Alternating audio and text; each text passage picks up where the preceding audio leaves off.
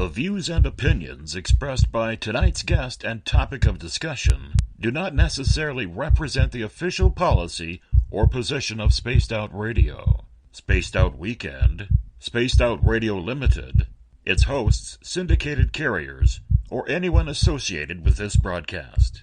Any rebroadcast, reproduction, or other use of this broadcast or podcast without the express written consent of Spaced Out Radio or Spaced Out Radio Limited is strictly prohibited. Listener discretion is advised.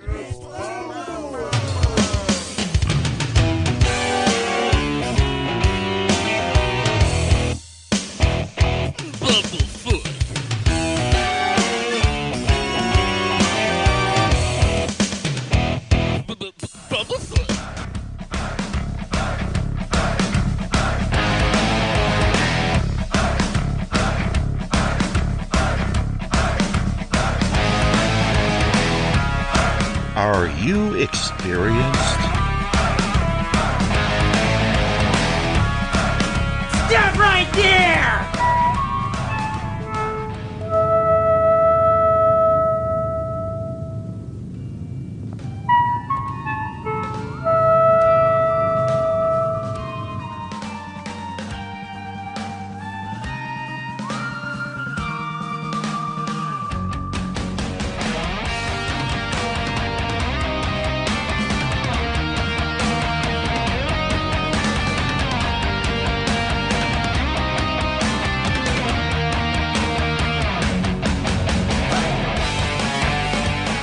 From high atop the mountains of British Columbia to you listening around the world, this is Spaced Out Radio with host Dave Scott. They let us play with all our toys, they let us think that we're big boys, they let us make a lot of noise, but we ain't rule the world. They let us think we're Superman. You can follow us on our website, spacedoutradio.com, on iTunes and TuneIn. Follow Dave on Twitter at Spaced Out Radio, on Facebook at Spaced Out Radio Show, or on our YouTube channel, Spaced Out Radio Show. I try to act so cool, but you know I'm just a fool for you. I will stop till I reach the top just to be there with you. Dave, oh Dave, are you playing with Bigfoot and aliens again? Dad, you gotta stop haunting the ghost. It's scaring them. Alright, seriously, put down the pointy sticks. Okay! Game on! Game on! Game on!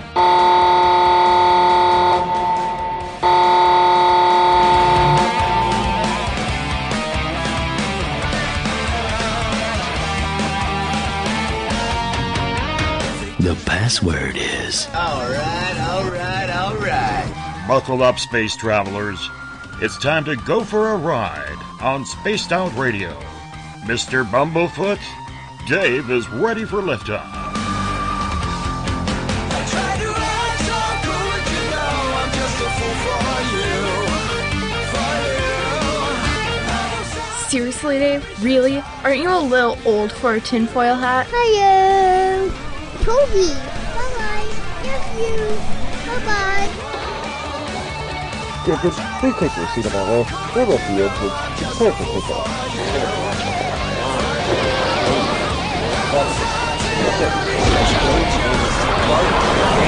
Start. 2, 1. Boost ignition and lift off. I'm such a lucky guy, 'cause after all this time, it's like the deeper I go, the deeper I fall.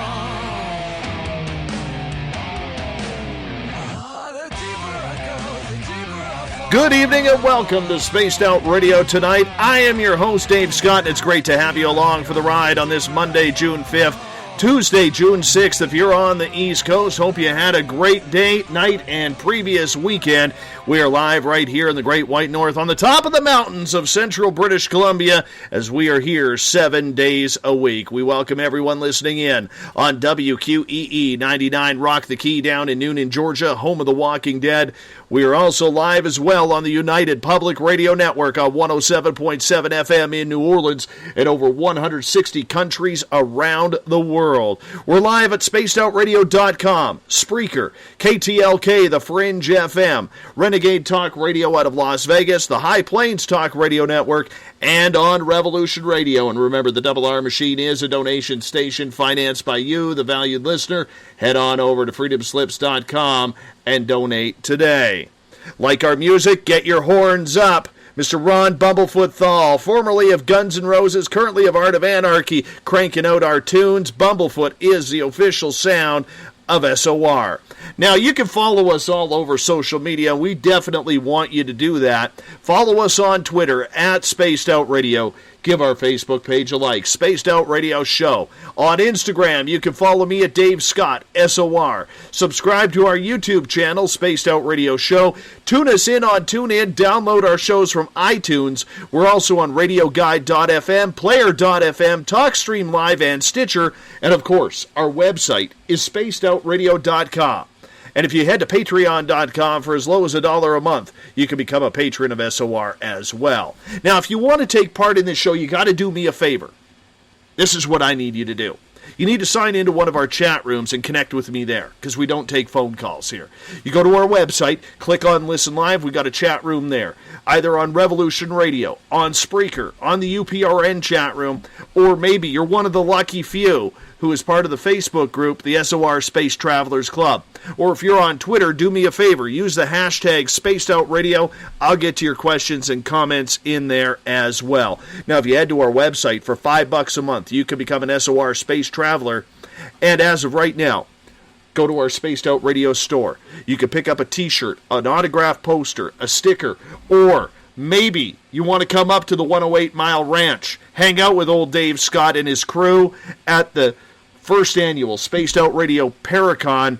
The Caribou Paracon runs September 29th to October 1st.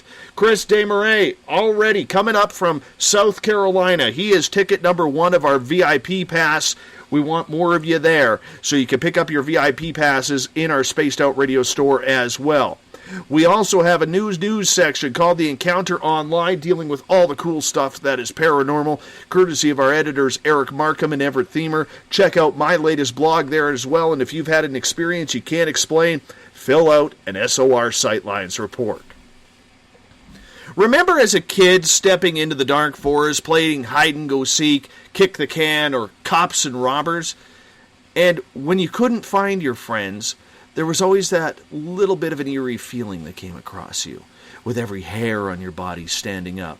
Most of us never saw anything out of the usual, and it was always our imagination running wild, wasn't it? But what if there was something there? Something so unbelievable that even if you told your local priest, he wouldn't believe you. For centuries, there have been stories of Dogman across North America brought into modern culture by Linda Godfrey's famous book in 1989, The Beast of Bray Road. Dogman is said to be half dog, half human. We don't believe it's a shapeshifter like its cousin, the werewolf. Man, doesn't that sound weird to say? Chris Edge is an investigator, researcher, and talk show host regarding the topic of Dogman and Bigfoot. The sightings are said to be real, but how do we know?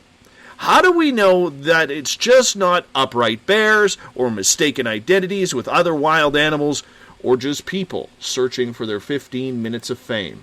Chris Edge, welcome to Spaced Out Radio tonight. You're coming the distance with us, my friend. How are you?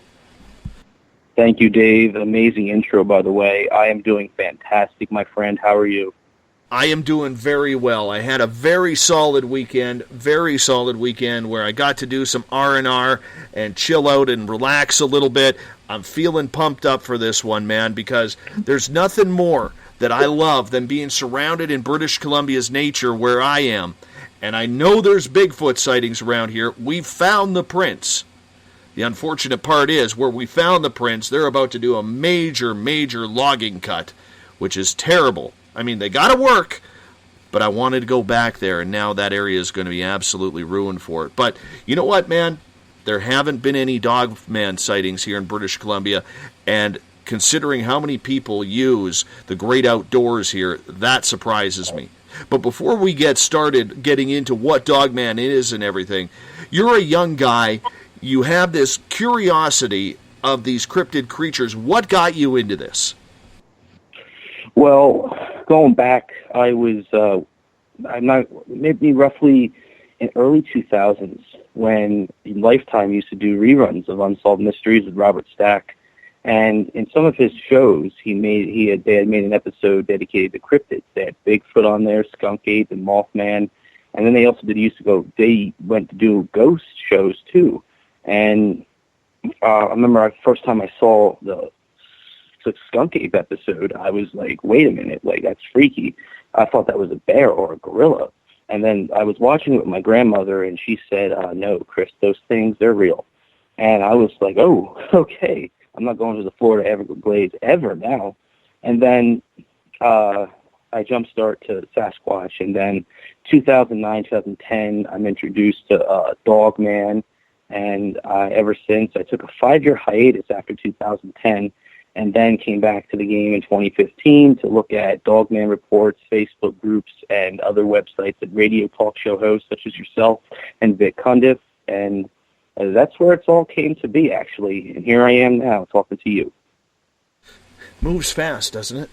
Moves real fast when you're in the middle of it and you want to learn and you're trying to find that source to learn. How much of a learning curve has it been for you to delve both feet into the cryptid world? Well, it wasn't easy because I had to remind myself when I first started getting into it. It's like, this is stuff that you can't tell a normal human being, such as a family member or a best friend. You got to use your head and say, you believe these things exist. Keep it to yourself. If anybody has any ridicule for you, they can screw off because, this is stuff that is out there. I'm with a bunch of people who believe in these creatures, and they have this bond, a strong bond. So it's hard to get into the goal, and you try to block all the ridicule out, and then just remember to keep to yourself and say that you're number one. You call the shots. Anybody disbelieves you, it is what it is. But as long as you have that big amount of supporters hanging on the back end, I really have to say it's simple as that. I mean, there's nothing really to be afraid of, really, when it comes to ridicule, because if your gut instinct says you know what you're doing, and even as an eyewitness, if your gut says, okay, I saw this, I have to tell it to somebody, then you're part of the cryptid world, and you're free to do whatever you want. It's a part of the freedom of speech. When you started listening to these stories, I mean, you're a young guy. How old were you when you decided to get into this? Because when you get into something like this, as I've stated many times on this show, once you open that door, there's 10 doors behind it. And once you open each one of those doors, there's another 10 doors each behind each of those 10 doors. And it's doors that just never seem to lead to anywhere. Did you decide? I was 8 years old. So did you decide then and there as an 8-year-old kid that this was something you had to research? Because at 8 years old, man, you should be playing with Hot Wheels and hanging out with your friends, riding bikes. You shouldn't be worried about what the hell Dogman is running around the forest. Well, when I was 8, I got into Sasquatch, and then when I was a teenager, I got into the Dogman phenomenon, and then I think it kind of worked central because, I was able to get a nice DVD rip of Harry and the Hendersons after I saw the Skunk Ape episode. And I was like, oh, this creature's so friendly. It's not like an attack. And I mean, even though with many Sasquatch reports, none of them have been deemed to be vicious, brutal attacks, only in a few from what I've heard. So, but when you go into the Dogman world and, there's films, there's pictures, there's like, I go back to watching those werewolf movies, and I'm like, well, is this what people are seeing? And then you go back and they say, this is exactly what people have seen. And it just makes you scratch your head like, well, gee, it's really no more life imitating art, and it's art in reality because of these creatures, It's not an easy thing to bear with. I mean, if you were to run across a Dogman in the in the forest, for example, and you're a great track athlete in good health, and you're running and going for your jog, and you see one of these things, your face and your body gets frozen in terror, and it's like, I got to get out of here. And the fear comes on, and then, you never want to see something like this. And it's unfortunate because a lot of people change their lives, their perspectives on everything they do changes after they see an encounter. It's incredible. So why do you believe, or maybe you don't, that these creatures are real? Well, the thing is, too, and this is my original, because back in 2009, anything with Dogman wasn't big. There was the Michigan Dogman, thanks to disc jockey Steve Cook's song, and then there was Linda Godfrey's books. And I don't read anything that's boring to me. But when I picked up Linda's books for the first time, I was completely shocked. And I was like, wow, this is actually pretty interesting. Story after story, this creature did this, the creature tried to do what on top of the car roof? And, I was just like, that's incredible. But you know what, too? I mean, and the same rules can go for Sasquatch encounters, too, that, when you have a Sasquatch encounter, it's not as a terrifying experience. For a big guy such as a Sasquatch, it's rough. But a Dogman, it's like, no, I can't do this, because this creature can literally straight out tear me apart, kill me, and that'll be the end of me. Death will be not by a bear, but by an unknown primate or an unknown canine that is running the woods all over the globe. Europe, Australia. There wasn't any in Australia, surprisingly. Europe, Canada, the United States, definitely South America. There's a lot of activity all around those certain spots, Asia even. So the phenomenon with Dogmen has really increased with how people see it, and when every year, and even with various investigators coming forward, it really just shocks me how many people come forward. You're getting 10 times more reports you get out of Sasquatch sightings that are now Dogman sightings that are getting the big, at least I've counted too, in the end of the year, there was at least 3,000 reports of Dogman sightings all around the United States. That's an intense number. I understand that that's an intense number, and I want to go down this road right now, because there's a lot of people out there who say, this is just legend, this is just a figment of people's imaginations, they don't know what they're seeing because they're not trained for the wilderness. It could be deer, it could be wolves, it could be coyotes, it could be bear, it could be any animal that camouflages very well in our forests.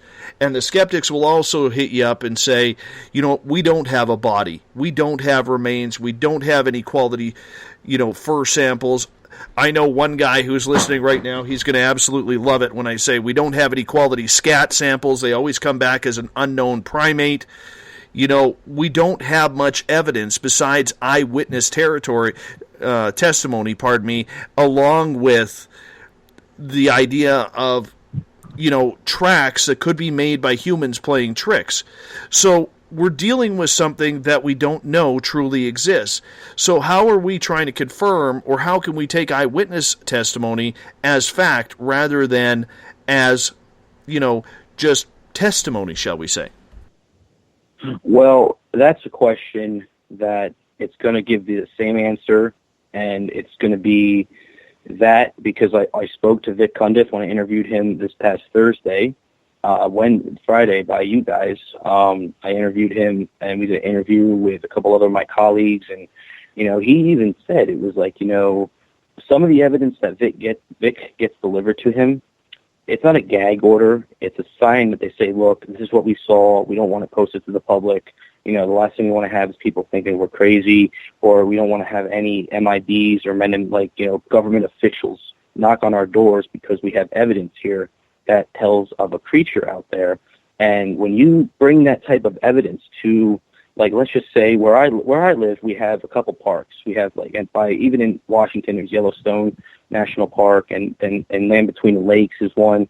You tell that to a certain worker in the union about that type of creature being out there. the logging industry and the tourist attractions will be completely disarrayed and said, I'm not going out there ever again until this 8-foot, 10-foot creature decides to, leave. I can't see myself working at a place like that. And that's normal for some people that happen. But then there's also the other side of it where people, and I'm not going to give out names, but, I had actually spoke to a couple of guys who, they've had stories and they've found a body and that, they took a photograph of the body, and next thing you know, they go to sleep and go to bed. Next day, that image that they had on their phone is gone. So definitely, I think the government plays a huge factor in trying to keep this story covered up, unfortunately. What is the purpose of the government trying to cover up what Dogman is? That leads into a whole different set of theories. Well, it's not, to me, and this is any other opinion coming from another researcher could have the same, but I see it, besides what I just said, involving like the logging industry and how, no one's going to want to work with seeing one of these creatures exist, but for what it takes to have it exist and show it to the public, the biggest problem is that, you really have to, if you really want to say it, there have been people, such as one of my colleagues, who's posted some photographs of what they look like HD quality too. And, he's had government cars come on to his driveway and follow him around. And it's basically like, government surveillance. They're tapping into it. Now, I don't want to get all crazy and think that, every little thing you do on the internet, they're tapping into. But, it's just that if you go out there and you show a new piece of evidence to somebody, they're going to like it if they believe in it. But if your photograph gets taken down on social media or on a website for no reason, you can even check the files too to see if anyone got rid of it. And obviously, they're not going to find nothing, because someone who has a high HQ of government power can just shun that right out of the spirit. Now, I'm not saying, again, that this happens all the time, because other people like to wish that they respect these creatures. They don't want to take a photo. They'll take a photograph, but keep it for their own. And, it's sort of like, if you really like something, you won't break that bond up. It's like a relationship. And that's how it goes for some of these people who have concrete evidence but won't share with it. And that's happened on Vic's show, too. Is there concrete evidence out there, though?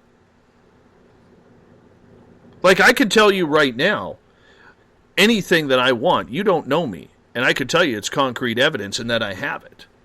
I could tell you I got right, but, we don't know. That's the problem.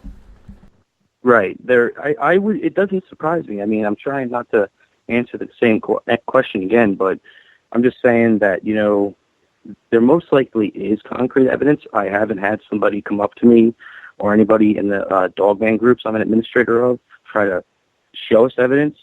And when they do, they say, we don't want to talk about it. This is for us personally, between you and me. But there is concrete evidence. It's just not going to be released to the public. Is there a fear of releasing whatever people have to the public, or your sources have? And if so, what is that? I think there's a couple fears. The one that I just also brought up about government following you around is one of them. The other fear is that to some people who have had a run-in with a creature, they'll sit there and look at this creature, and almost in a way, whether they follow the scent of the photo they took, they'll go straight back to the house and speak to them telepathically and say, yeah, I know what you're trying to do. You better quit it before I come here and kill you type material. Like, that's another example of eyewitnesses and their testimonies too.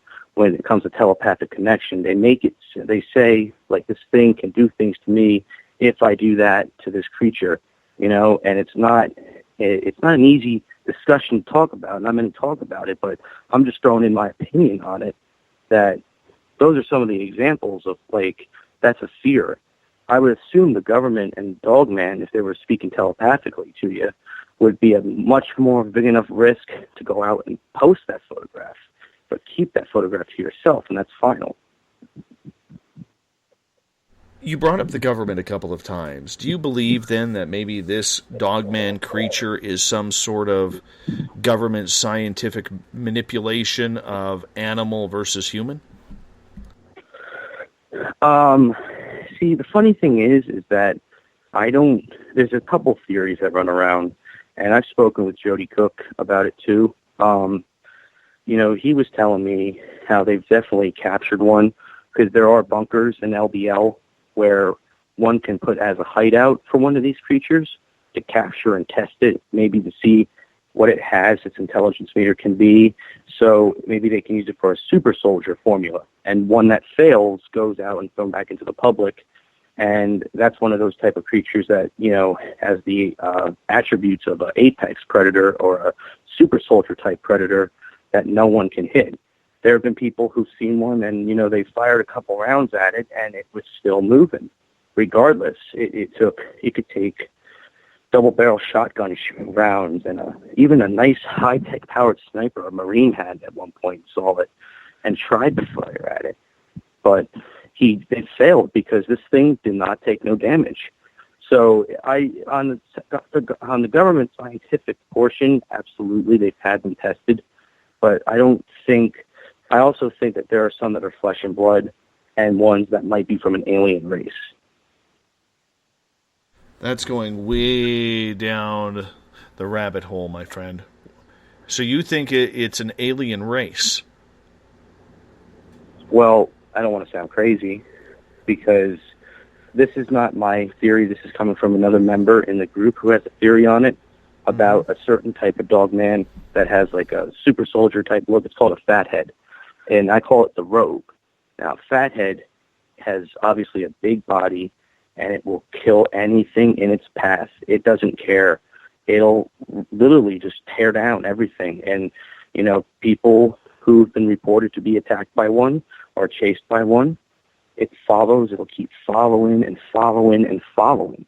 So I feel I'm not saying that they're all alien race. There's most likely, maybe there have been a few, because it's all just theories. It's not confirmation. But that's just one of the little theories that one of the members had involving how some of them could be genetically modified, even the UFO and alien technology brought back to Earth, and then so on, so be it. But that's just a theory. I don't necessarily believe that they are an alien race.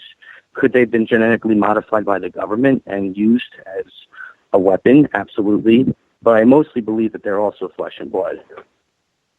Let's get into the description of what people are seeing, because every time we have a show like this, there are new listeners, and there are people whom may not understand what we are actually talking about. Okay, well, a Dogman tends to has attributes of a man, wolf, dog.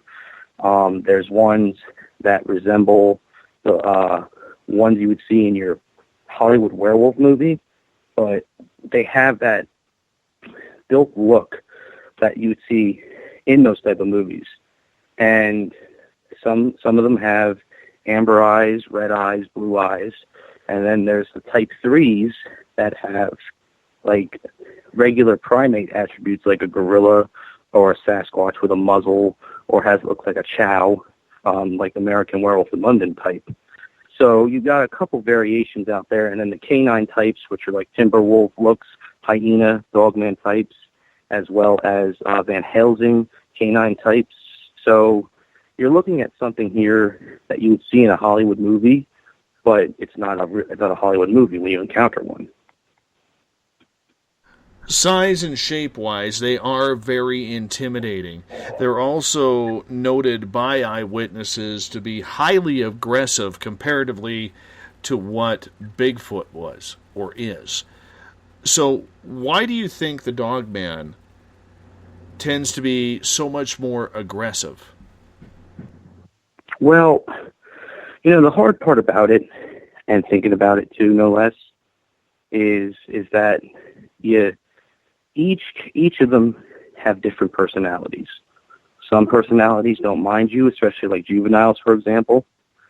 The adults, however, if one doesn't like a human being, they'll just look at you and say, hey, look, get away from me. I know where you are, where you live. I'm talking to you. Don't mess with me by body language. And then there's the, and I also have noted that female dogmen are much more friendlier and genuine. I had a guest on my show talk about her encounter when she was this little girl, how this juvenile female came to this little playhouse in the woods and started cuddling with her as like if she was a baby and held her. And I found that pretty interesting because, going back to, well, when you look at the dogmen, you hear about dogmen, they're declared to be violent, vicious, and this and that, but not all of them have those attributes. And then there's the fathead, the soldier ones, the rogues, who have no remorse for anything, and they'll kill anything in his path. They'll even kill another dogman if they want.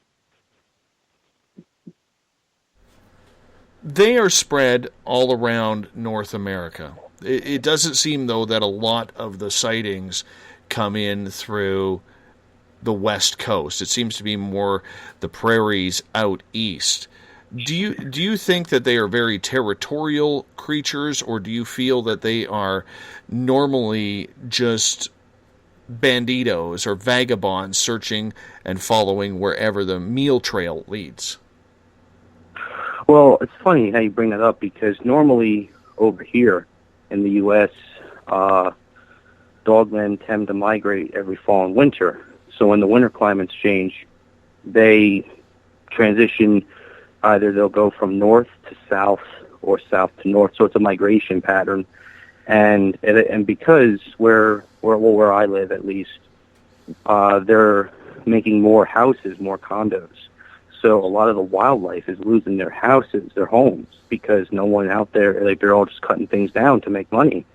So for them to kind of find a nice place for isolation, absolutely. You're going to find one if you're in a national park. And, because if you're let's think of it this way. You are in a small town where there's various houses, various things, this and that. But, the thing is that these creatures aren't going to go through a residential neighborhood just to cross through.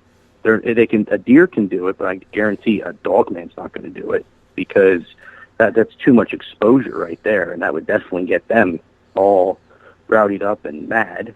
But even then, though, it's like you can't, when you migrate out of a place that has a lot of housing being built, they're going to migrate to different areas. I know, for example, Florida has never had a lot of activity up until the past few years. People will be turning on the back patio lights, and they'll be seeing this creature just chilling in their backyard. And they're like, that's not a bear or an alligator. That's a big wolf. And when it comes to migration patterns, they're definitely going to be in areas where they've never been in, because, they're losing their housing already in the wilderness. And the more population they have, the more breeding, the more they have pups and kids. It's basically like the human population. It's like, how many more logging industries have to tear these houses down to build homes?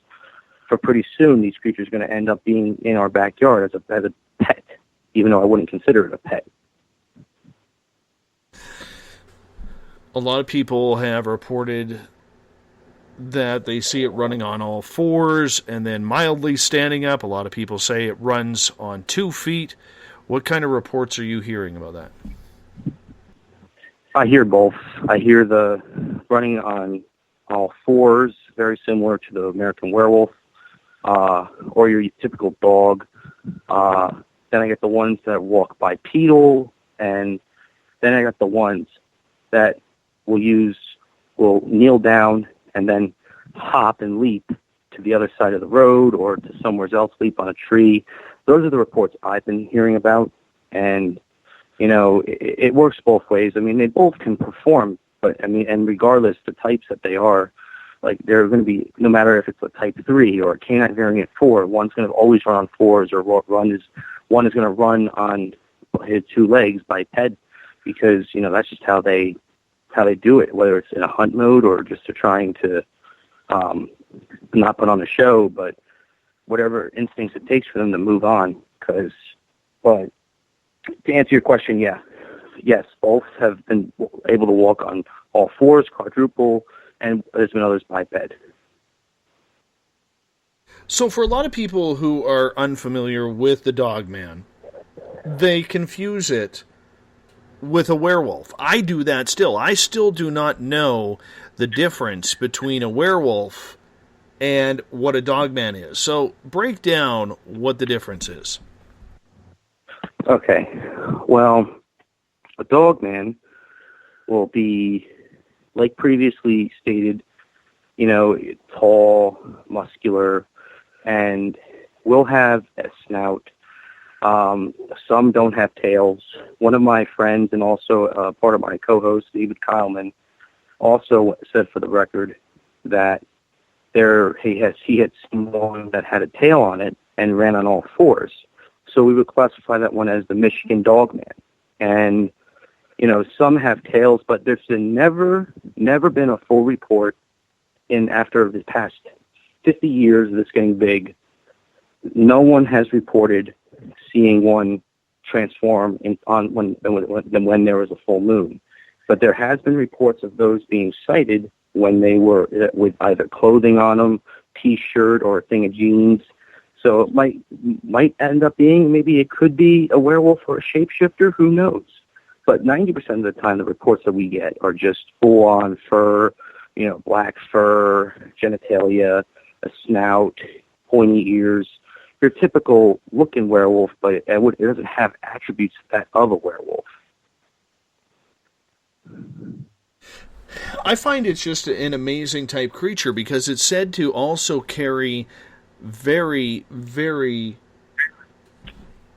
large amounts of strength in its bodies. Like, we're not talking about a wimpy creature that's going to run away from a fight.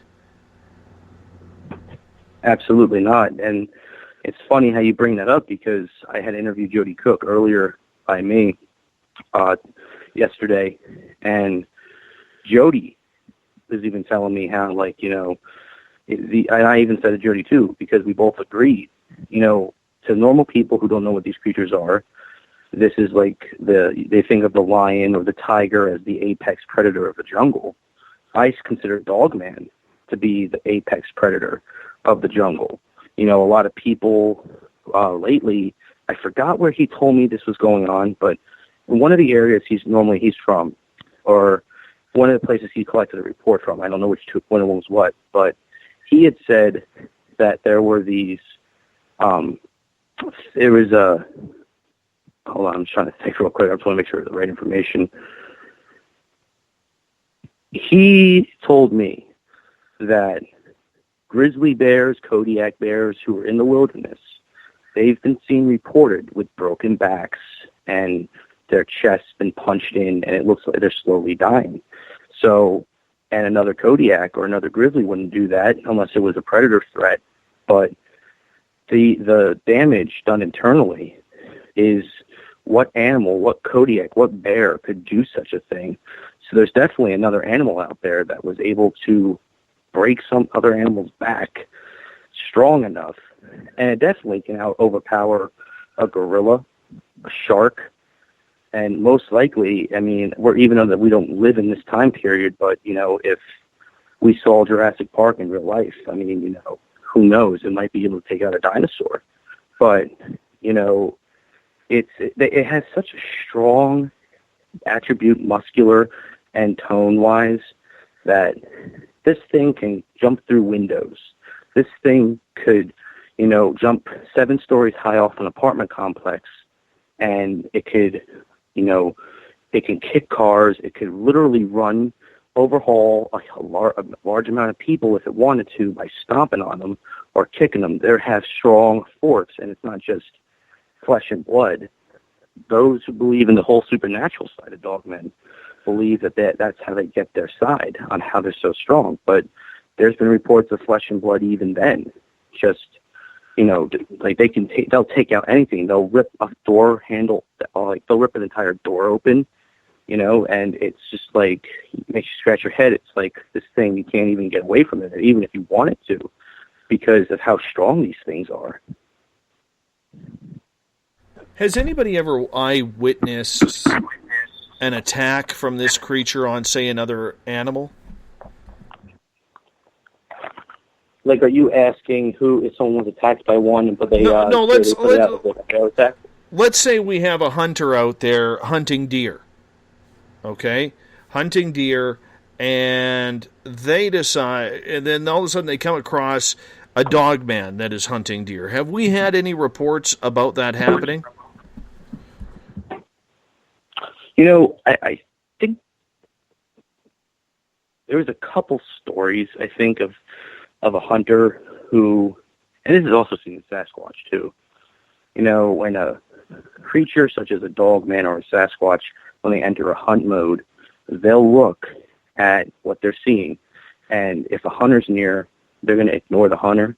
They're just going to go right straight ahead to the deer, because if they're in full hunt mode and ready to get the prey, they're definitely going to choose the deer. And there has been a report of a sighting that actually happened with a guy who was going out hunting one day, and he saw this deer run away, and next to him, not even 50 feet from him, was this creature that just got up and was just charging right at this deer.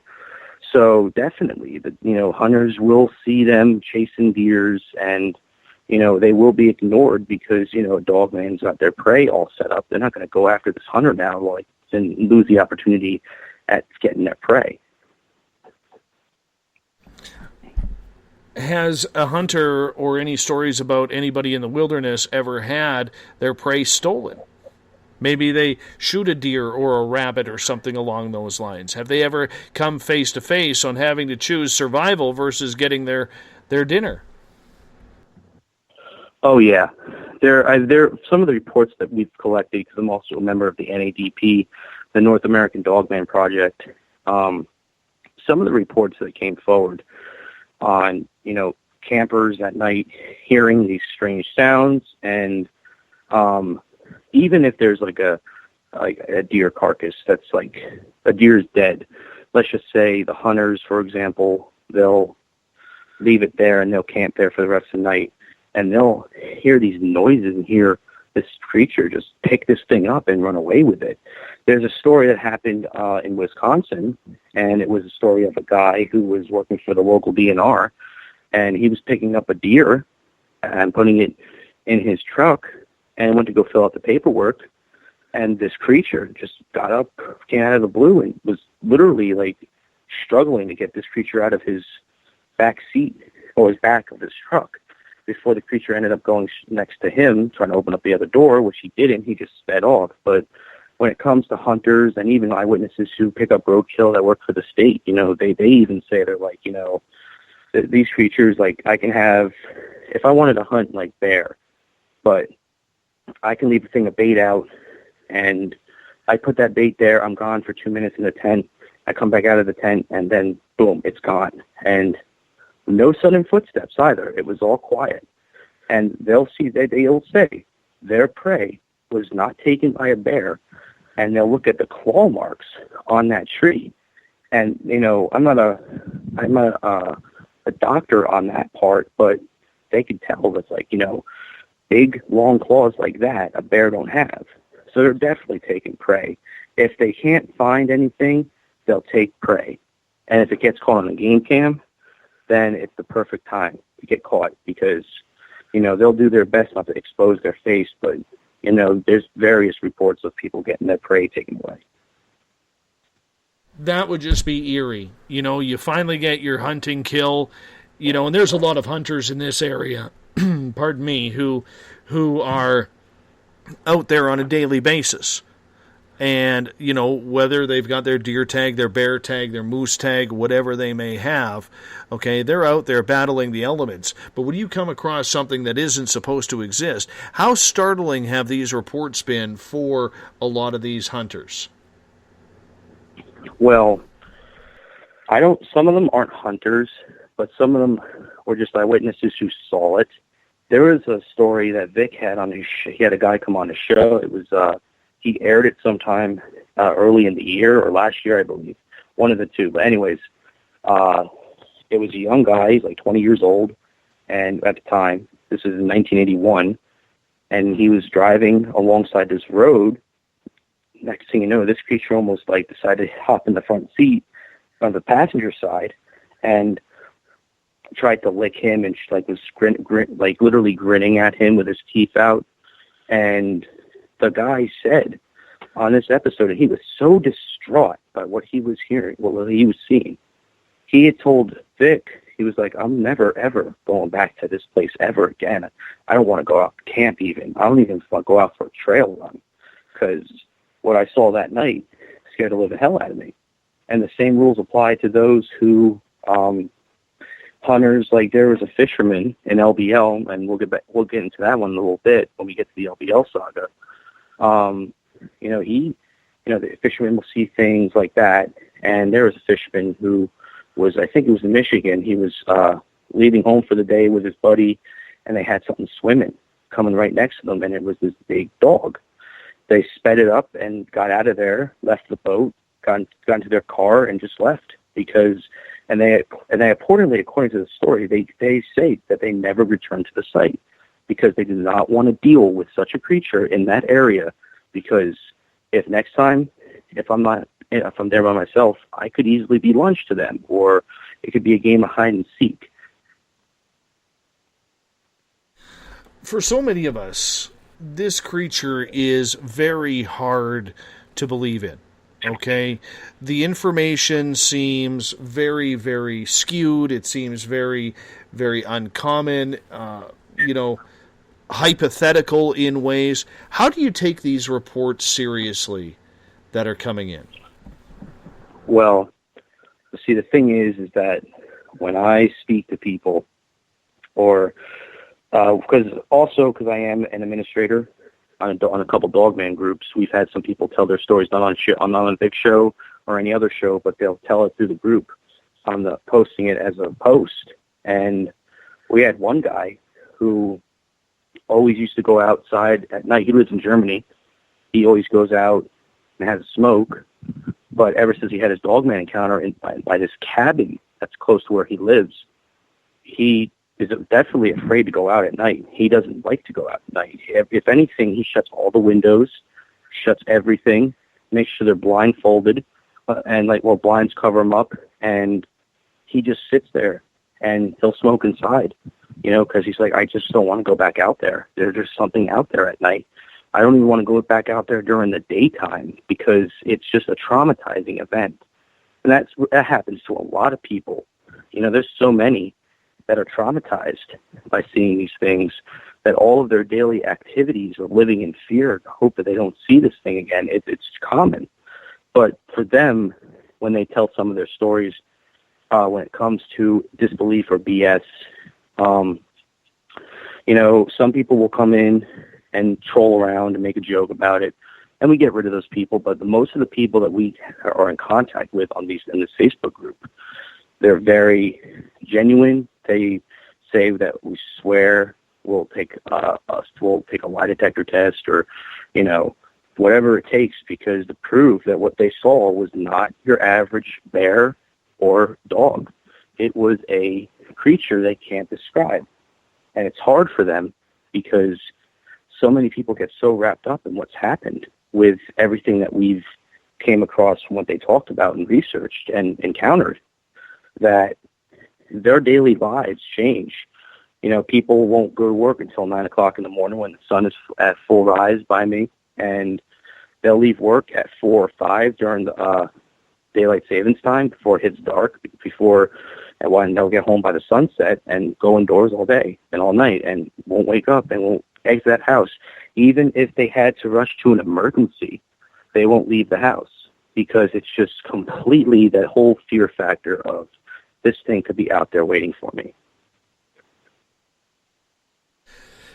So how do you vet people? How do you vet them to know that their stories are true? Because I know, even having guests on this show, and we hear some really strange stories around these parts.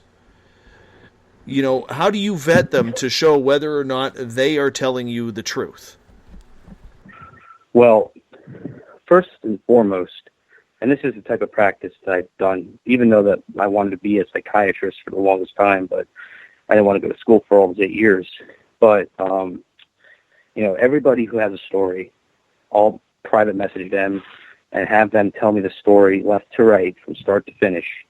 What did you see? And I told them, I always tell people, and some people can find this a little bit of a bad thing, but it's just a way of being a researcher. You've got to make sure that people aren't pulling your plug.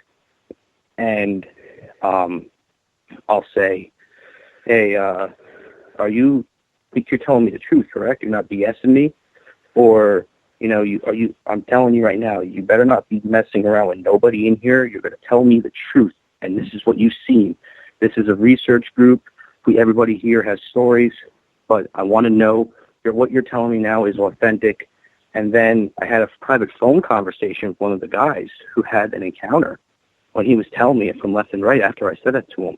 And he said, I swear, Edge, I swear, I would never make this up. And the guy cried on the phone. He was just completely terrified after he told his encounter. So when it comes to those who are authentic, and if they cry and you can tell that they're viciously, like, ugly crying, that they definitely had an encounter that they can't explain. And it's tragic to them, because the last thing you ever want to do is ever have to, you know, encounter one, and changes your perspective. But it's hard in society nowadays to try and tell the public that you saw this thing without having ridicule and, more importantly, skeptics coming at you because they don't believe in this stuff, because they find it a whole bunch of bull anyways with the fairy tale thing. So I like to be a little bit more aggressive when I come to interviewing some people about it, because I want to make sure that what they're telling me is authentic and you're not just pulling my plug or these other guys' plugs or anybody researchers out there like Linda or Vic, because we research this stuff. This is legit. This is serious business.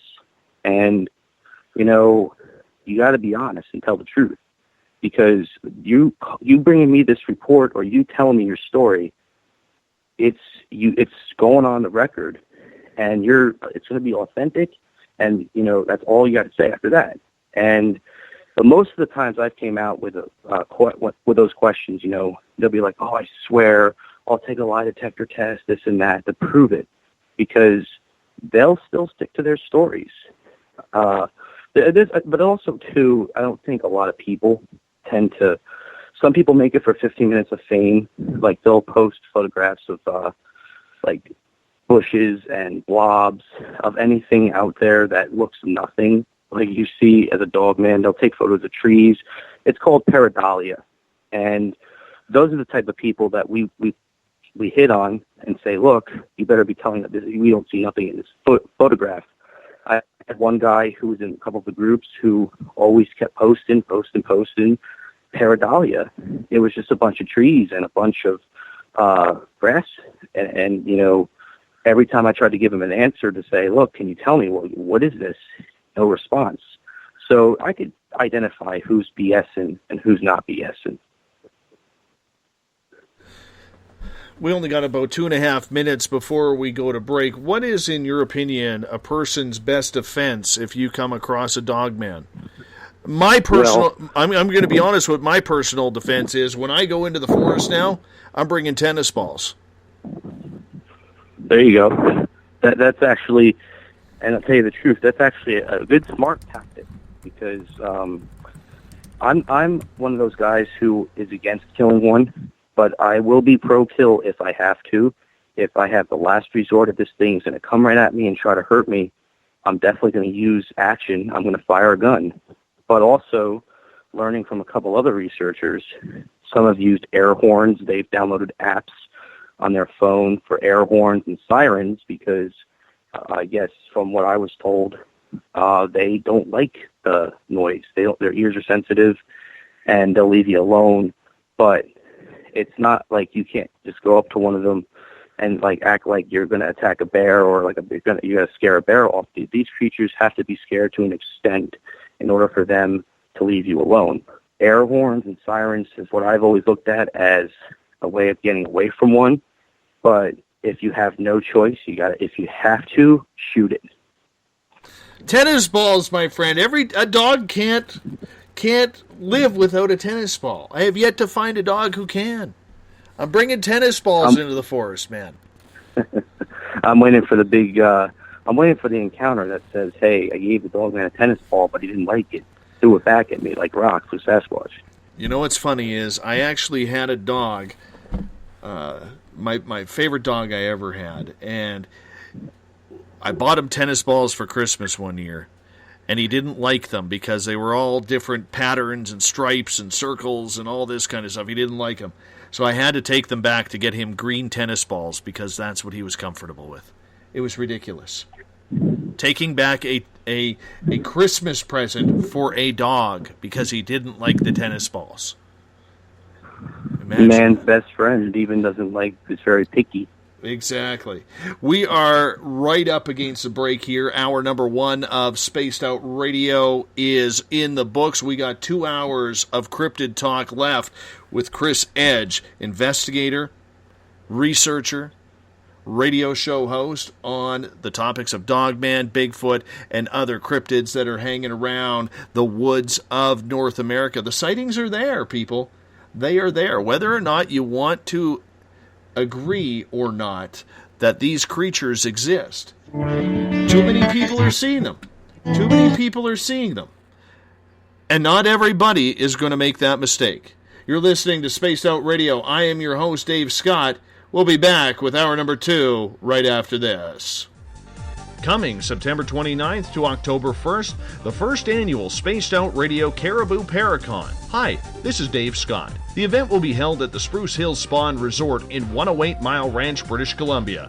Come join us for an amazing weekend of speakers talking all things paranormal, UFOs, ghosts, aliens, Sasquatch, intuitiveness.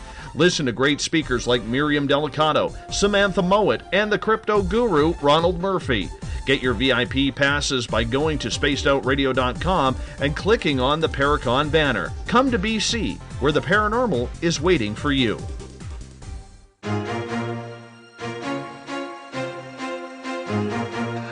From coast to coast to coast, Blacklight Uncharted is taking on the paranormal across Canada. From ghostly hauntings to the UFOs flying above in conjunction with MUFON Canada, we're closely investigating what's going on in the northern skies and checking out the apparitions that walk among us. Check out our videos right here at spacedoutradio.com. We want to know your thoughts, we want to hear your experiences, and we want you to share your stories. The answers are out there, and we intend to find them. Would you like to become one of our space travelers? All you have to do is click on the Space Travelers icon at spacedoutradio.com. For only $5 a month, you can get access to some great prizes, as well as private monthly shows, newsletters, and a members-only section on our website. Become a space traveler today. It's paranormal news at its finest. Welcome to The Encounter. At spacedoutradio.com, The Encounter online is SOR's trusted news source for everything weird and strange going on around the world.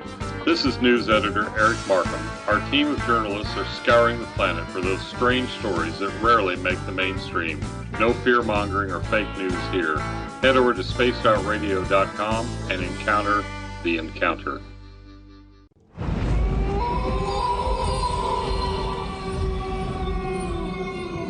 Hey, this is Canadian Paranormal Investigator Mike Moore. The third Wednesday of every month, I'll be teaming up with Dave Scott to bring you Ghosts of the Great White North. Each month, we will bring on guests from across Canada to discuss their ghostly encounters. Canada is a paranormal hotbed with stories you've never heard, so we're going to bring them to you. So get comfy on your Chesterfield, grab a donut, and join us, eh?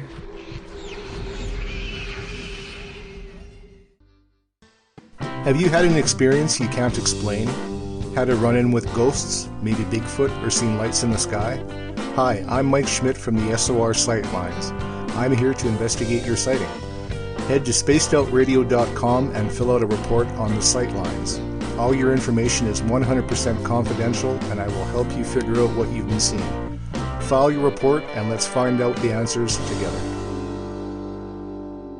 Visit purpleplates.com today. For over 40 years, the Purple Energy Plates have been delivering amazing results for their many customers. Inspired by the great genius Nikola Tesla, the harmony, healing, and energetic effects of the plates have proven over and over to be beneficial and often miraculous to thousands of customers. With their money-back guarantee and the many benefits, how can you afford not to get one? Check their site for daily specials and choose from their many energy products. You won't be sorry. Visit them today at purpleplates.com for mind, body, and spirit, and expect a miracle. Are you interested in advertising on Spaced Out Radio? Head to our website at spacedoutradio.com and click on our advertising tab. There, you will find an assortment of ways you can get your product out there with us, from radio commercials to banners and social media. Have a product you like our hosts to endorse? We can do that too. Visit spacedoutradio.com for more details. Have you got your Cosmic Passport? If you need one, tune in to Cosmic Passport on Spaced Out Weekend. This is Elizabeth Anglin, ET experiencer, spirit medium, and host of Cosmic Passport. Each weekend I'll be bringing you interviews and support from other paranormal experiencers, and the best in intuitive spiritual guidance from across the globe.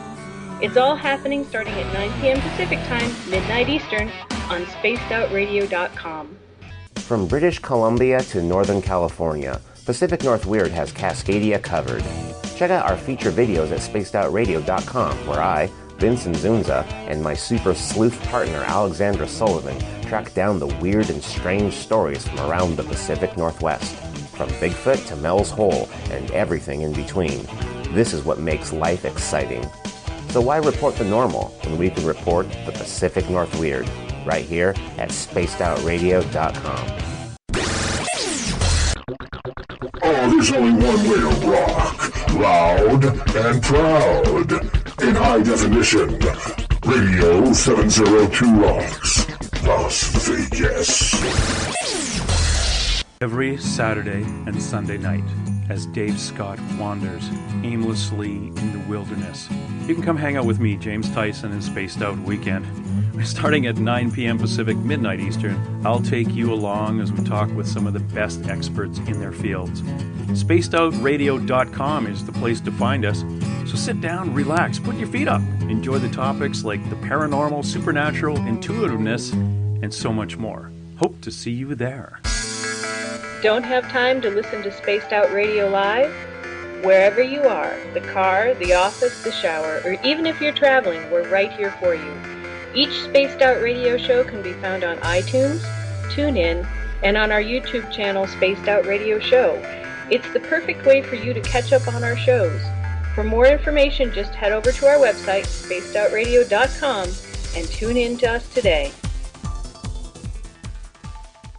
The views and opinions expressed by tonight's guest and topic of discussion do not necessarily represent the official policy or position of Spaced Out Radio, Spaced Out Weekend, Spaced Out Radio Limited, its hosts, syndicated carriers, or anyone associated with this broadcast. Would you like to connect with us? Head to spacedoutradio.com for all your latest show info.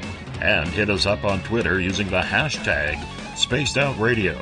Now, back to Dave Scott and SOR.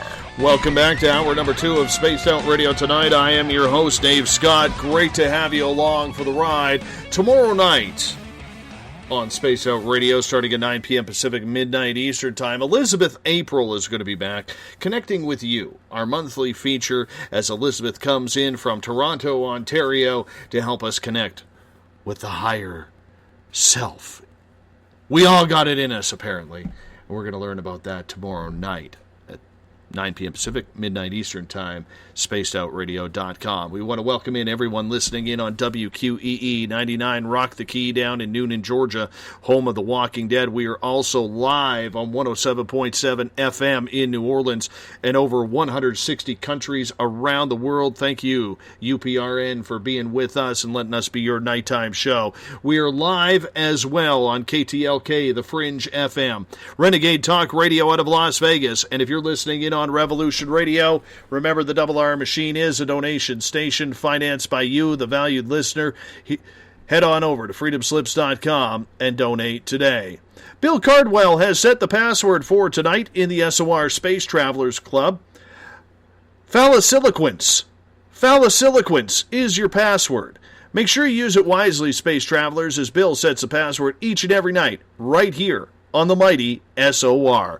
Now, if you want to follow us on social media, you can do so on Twitter at Spaced Out Radio. Give our Facebook page a like, Spaced Out Radio Show. Tune us in on TuneIn. Download this show and others on iTunes. Our website is spacedoutradio.com, where you could go to the SOR Space Traveler store and pick up a lot of swag right now. We have t-shirts, stickers, posters that I will autograph personally for you. We also have on sale VIP passes until July 31st. They will be 10% off if you get them now for our first annual Spaced Out Radio Caribou Paracon, which will happen at the beautiful Spruce Hills Resort and Spa in 108 Mile Ranch, British Columbia, September 29th to October 1st. I highly suggest that if you want to attend a really, really fun and cool weekend, get your VIP passes today. It's going to be a hell of a lot of fun. While on our website, you could sign up for the SOR Space Travelers Club for $5 a month, rock out to some Bumblefoot, as well as read up on the Encounter Online, our news section put together by editors Eric Markham and Everett Thiemer. Tonight we are talking all things cryptid, namely Dogman, with Chris Edge. He is an investigator, researcher, online radio host as well. Chris, welcome back. Thank you. Thanks for having me back, man. I think in the first hour we were able to really capture your passion for this creature, whatever it is. And there are so many different definitions as to what it could be. Are we getting any closer at all to finding any definitive proof to prove whether or not this creature truly is alive in North America's forests? Well, it's interesting how you say that because, the person I interviewed today, his name was Jody Cook. Jody Cook's the founder of NADP, and he's also an investigator as well. He's cracked into some files as well on the whole Dogman phenomenon. And, even he, for what he's done his research in 30 years, and he's even came out saying, we're not really close to finding out what more of these creatures, what they can do. We can only find out now what they do in their habitats and how they kill, how they act. But I think, there's more to it. I just don't know the answer for that because it's a huge... We just don't know much about them. The same rules apply to Sasquatch. We don't know much about Sasquatch as the last guy. We only know what the media can throw out if they care about it or what reality TV throws out. But, what's side of the bargain is BS and what's not. But with all the researchers I've spoken to, they've written books and they're still finding out more information, and whatever it is. But, we may not even get that information until the times when we are all passed away and we're, gone from this planet, and then we'll have a new generation come in and see if they could debunk and get closer to the answers. For example, such as if maybe they can, one of these days we can communicate with one without having to look at it and be in fear with it and actually live with one. How they act, how their skills. There's been already reports of them, learning how to turn on a car or to open up a car door, to not firing a gun, not getting too cheesy, but they are learning how to do things close to what humans do. And that's a thing right there that's just like scary but intelligent at the same time. So there is, in your opinion, some sort of intelligence with this creature? Absolutely.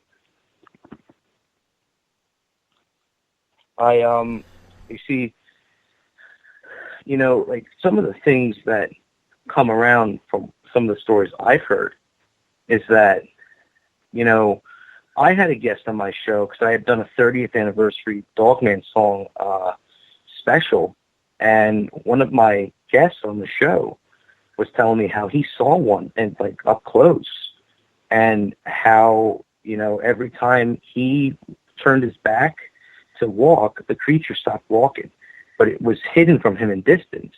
But every time he'd come back and walk again, and it stopped.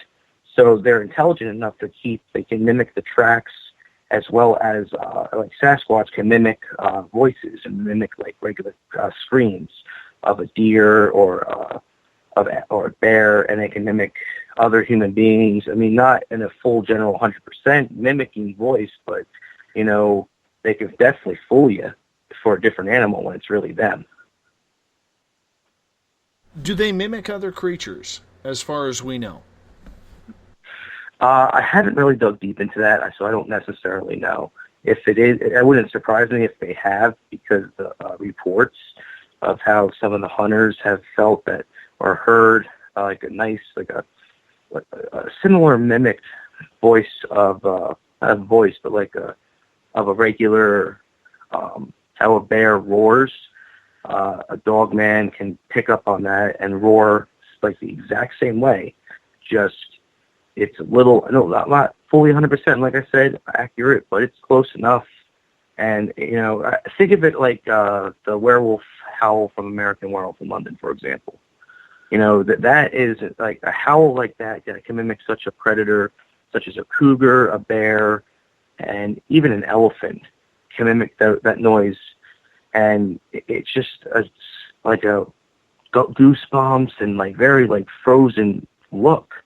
It's like, what made that noise? Was that a bear, or was it an unknown creature? We don't know if it's around us, because, you know, that's the instinct. Some people will be like, oh, well, I don't want to get killed by one of those things. When hunters have been in the vicinity of this creature, what do they feel? What reports have you heard that they feel when this creature seems to be around and then they get that sighting? Because I know people who have had encounters with Sasquatch, and they said, you know, the air felt a little bit different. Just something seemed out of the ordinary, and they couldn't put their finger on it, and they felt on alert.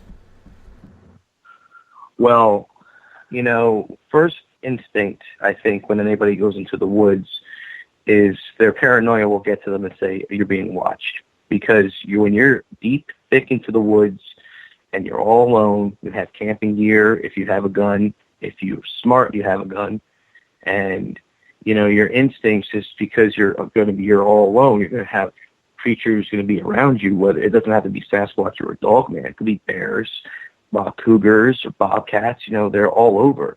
But when you're in the vicinity of a dogman type creature, you know, you'll feel.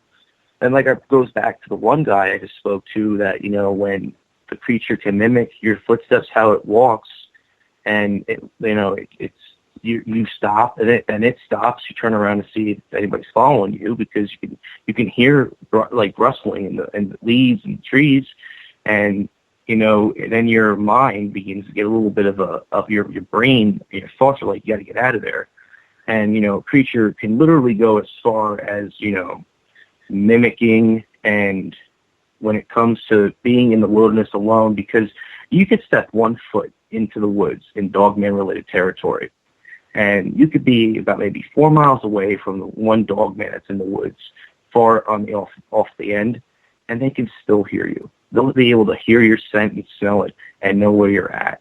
So when they get closer to you, your body might begin to feel like you're being watched, like you're gonna shake, you're gonna get goosebumps, a cold sweat maybe, and, you know, unless you turn around and you're frozen in terror when you see this creature's right next to you, I mean, that just justifies enough to say that I never want to go out in the woods again with one of these creatures running around, because that's typical.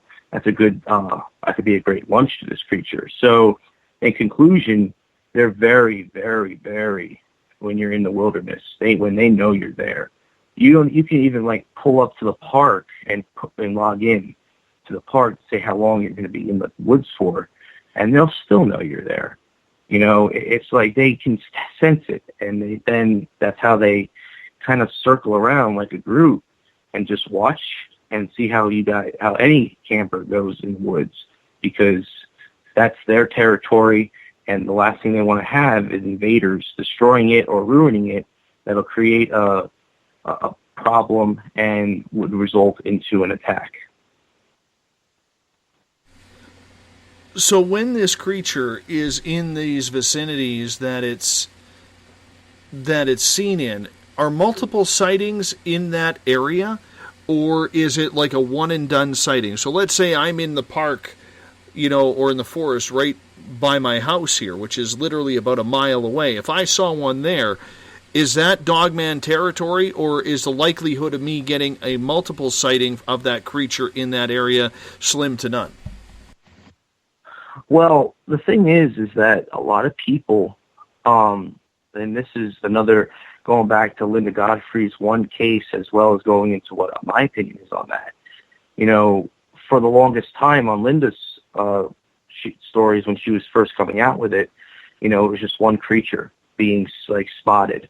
And then about 10 years go by, and then you got the teenagers who want to go and see if this thing does exist. Right when they were about to leave, they saw two of them, and one had male genitalia, and they were able to notice that. And so they definitely, I do believe that sometimes one might be by itself, but then another one, whether it's female or male, might be in the area. They might be able to mate, have a pup, and start a population. But most of these dogmen, from the stories I've always read, that sometimes the ones that are all alone are loners but are not harmless. They just want to, live. And then there's the ones that are in the packs, like a wolf pack, to just, make their area, their little town, safe and protected from any human contact. So, I mean, when it comes to the way they use populations, it definitely stirs up a huge factor, because I believe that they are in a population. They run in a pack. If you only see one in the woods and you leave the other vicinity opposite of that sighting of where you just saw that creature where he's at, and then you go to the car, and then you'll see all four of them pop out, and it's because they know you're there. And it's just until you hit the gas and leave, or even in some cases, you'll have a scent.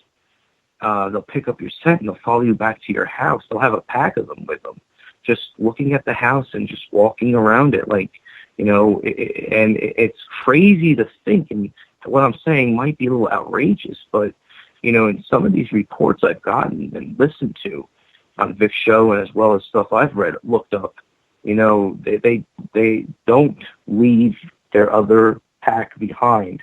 Now, if it was a rogue or a fathead dogman, those are the ones that normally are the killers, and they will always be alone. They don't even get in contact with another fathead, because they may as well kill that other fathead. That's just how it rolls on that type of dogman. But to answer the question, yes, they do run in packs. They can live and migrate in their town, in their wilderness, like any other human being can do it regularly, but in living in a home. They definitely run in a pack. I thought they were more solitary animals, much like Sasquatch. And they are that too. And that's why I said some of them, some of the loners, they don't always go in a pack.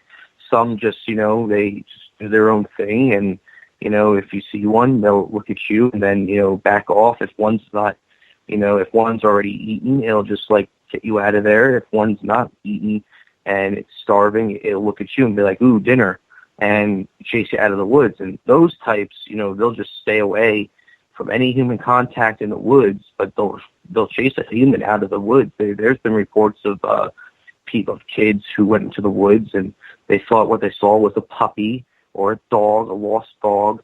Creature got up and, was starting to chase after them, and it basically almost grabbed the kid with its claws, but it ripped off part of its shirt.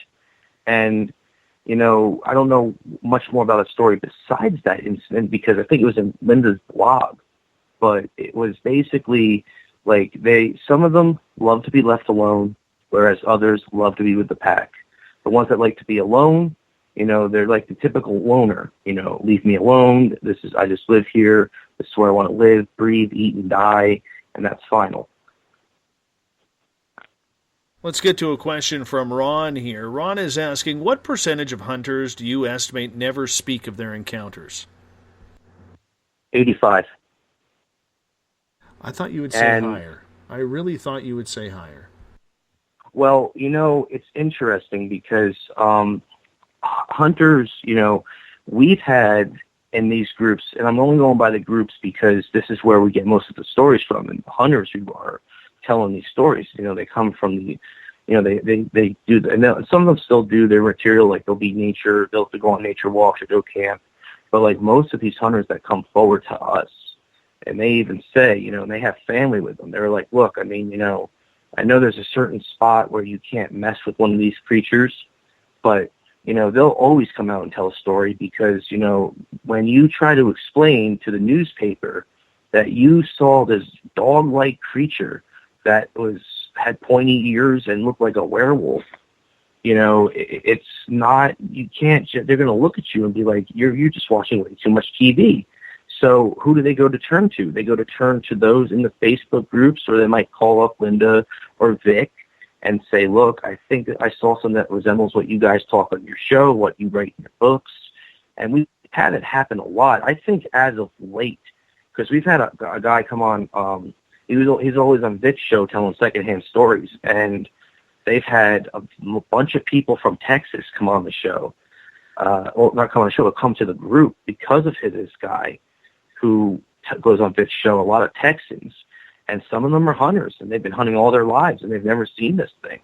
So to them, they see it as just another animal they don't want to mess with, because they even say, my gun won't be able to kill this thing. It might take out a bear after 9 rounds, but this thing I can see lasting more than 9 rounds. So in your opinion then, and I realize this is going to be a very far-fetched answer, and I'm not setting you up for failure here, so the Canadian's coming out of me now.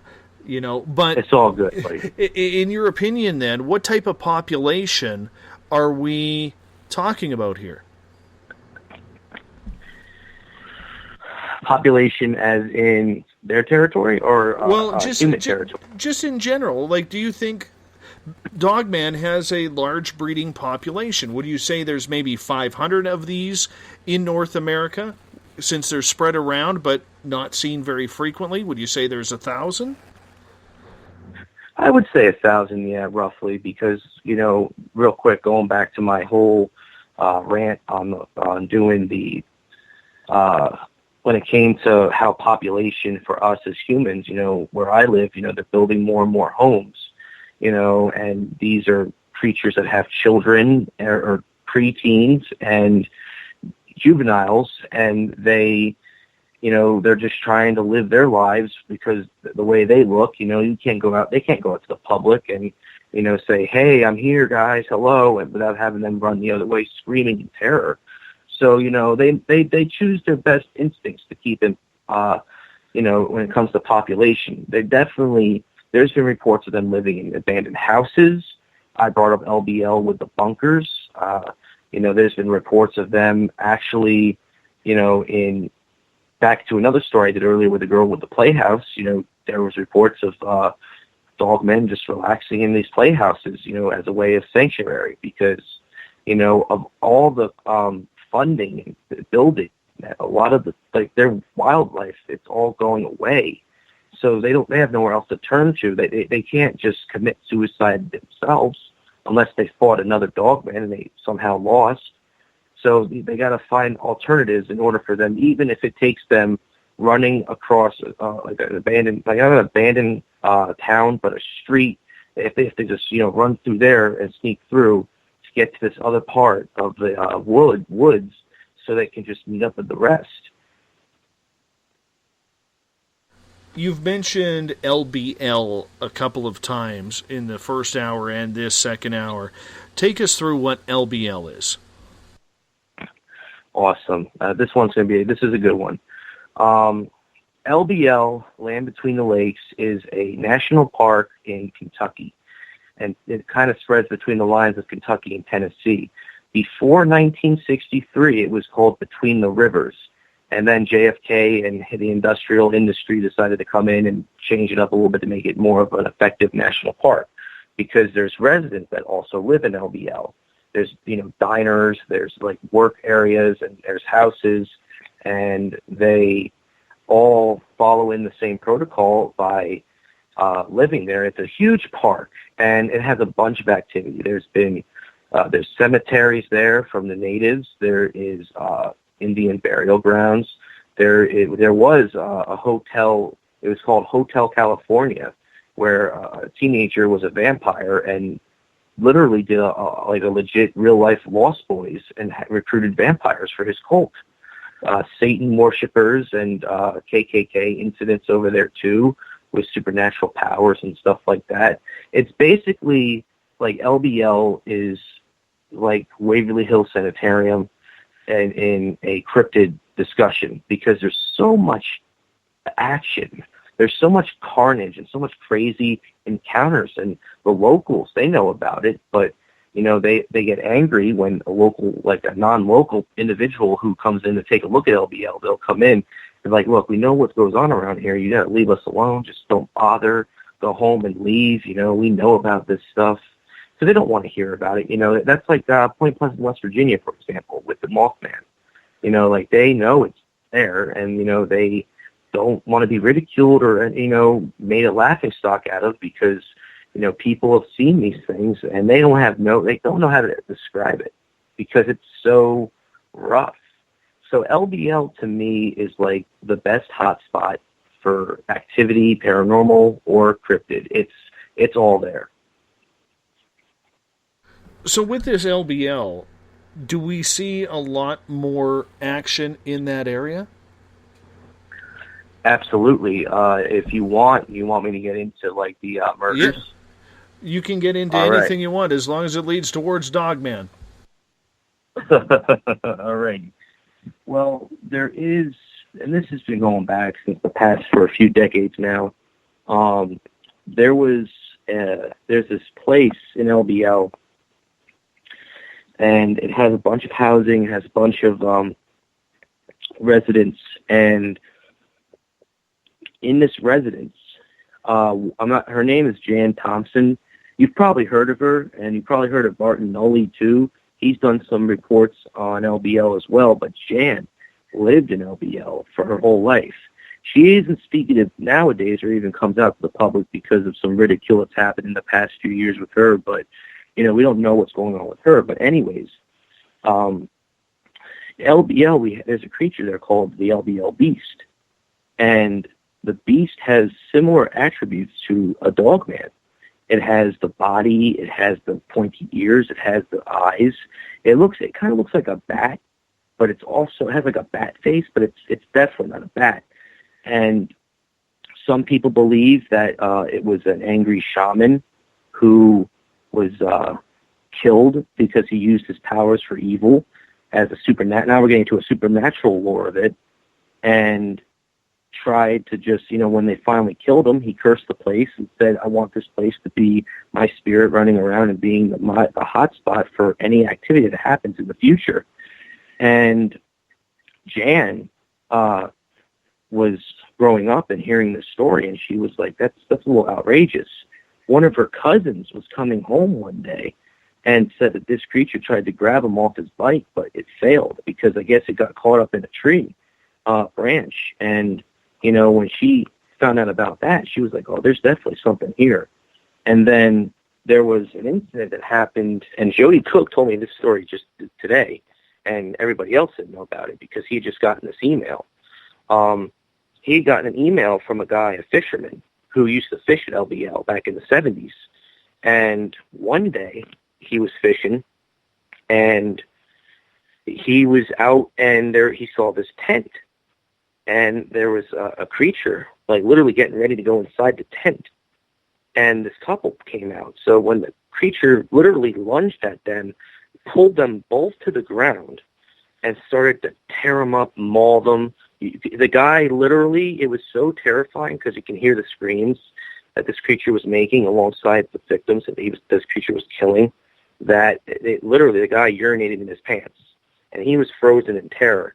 He moved out of that sector where it happened and waited a few hours before he can get to a better type of like dirt land so he can just run to his car where he parked.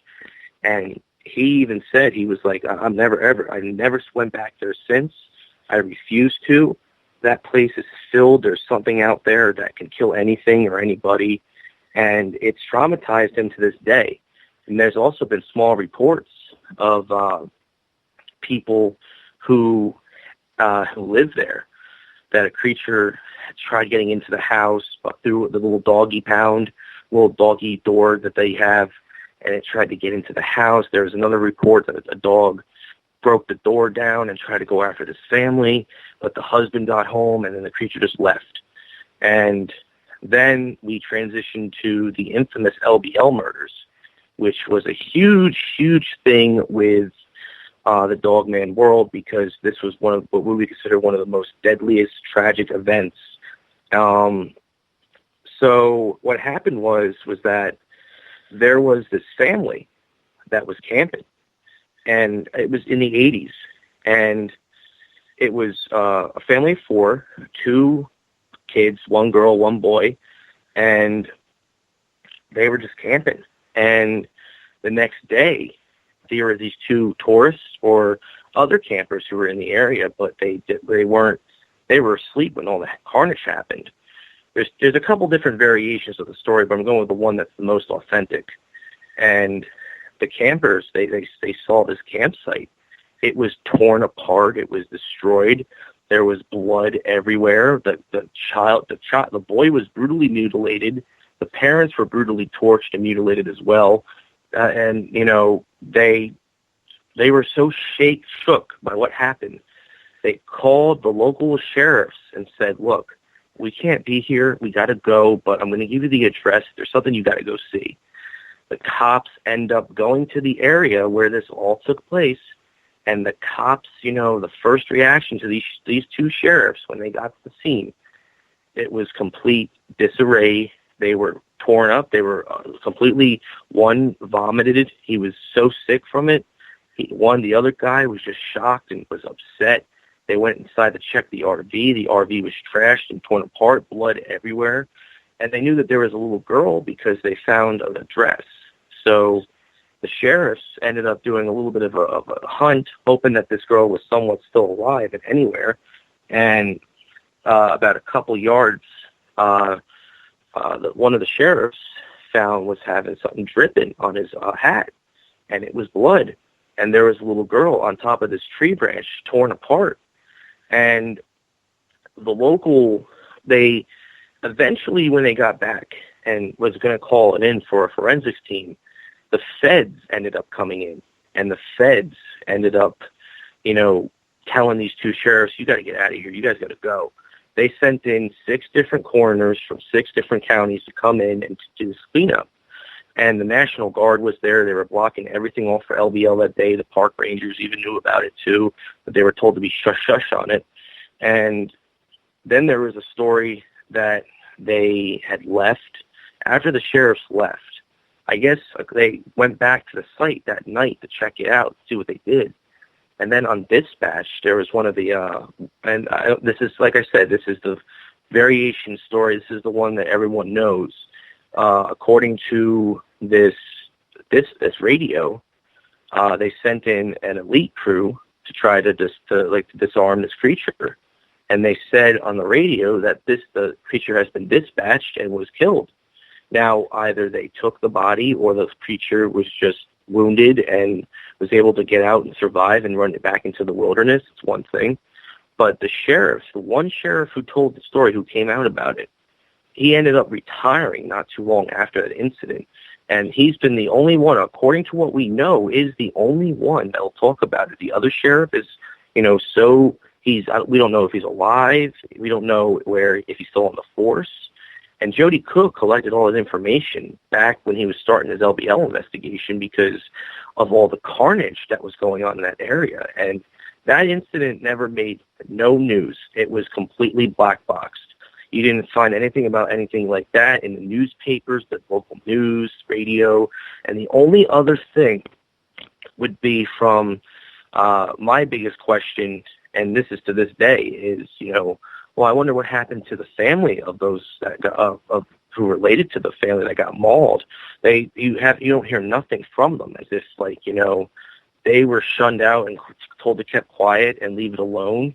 and were told a BS story, most likely to say, oh yeah, they just disappeared, they went away. They said they were camping LBL, but we didn't find nobody, because they didn't want to, for that type of information to be released to the public like that is like having a brutal argument with the in-laws on certain things. It's one of those subjects you just can't go too deep into to leave it alone. There was a missing Bowman in the area too, and this was a couple decades later. The Bowman left his house in LBL, told his wife he'd be back on Sunday night. So this was Friday night, and he left, and next thing you know, he didn't come back home Sunday night. So his family called the authorities and said, look, my husband, he said he was going to be back tonight. He never did. And now police were involved, and they found the tent. The tent was a little torn up, a little bit of blood. They found a couple arrows snapped in half, but there was no body. So they didn't find him until maybe Wednesday or Thursday, and they found the body completely mauled, torn to shreds, like the family and the two campers. It was just a complete disarray. Like everything was all over the place. And what they were seeing was something you would see out of a fictitious movie on monster movies when this happened in real life. Now, there was a family member who was related to this victim, and even the family members of this victim, I think it was the wife, she was trying to get a hold of this coroner who works for the, not say government, but works for the county, and tried to tell him, like, look, can you tell us what really happened to him? And he said to her in the serious, most deepest tone, you've got to leave this alone, and that's final. And that's enough information right there to say that, oh yeah, there's something definitely being covered up. But Land Between the Lakes is definitely one of those places, Dave, that really is a frightening and terrifying place to be. You wouldn't want to give me $50 million to spend a night there without me crapping my pants and hoping to God I don't get killed. Because, it's just such a brutal and sad place for what goes on there.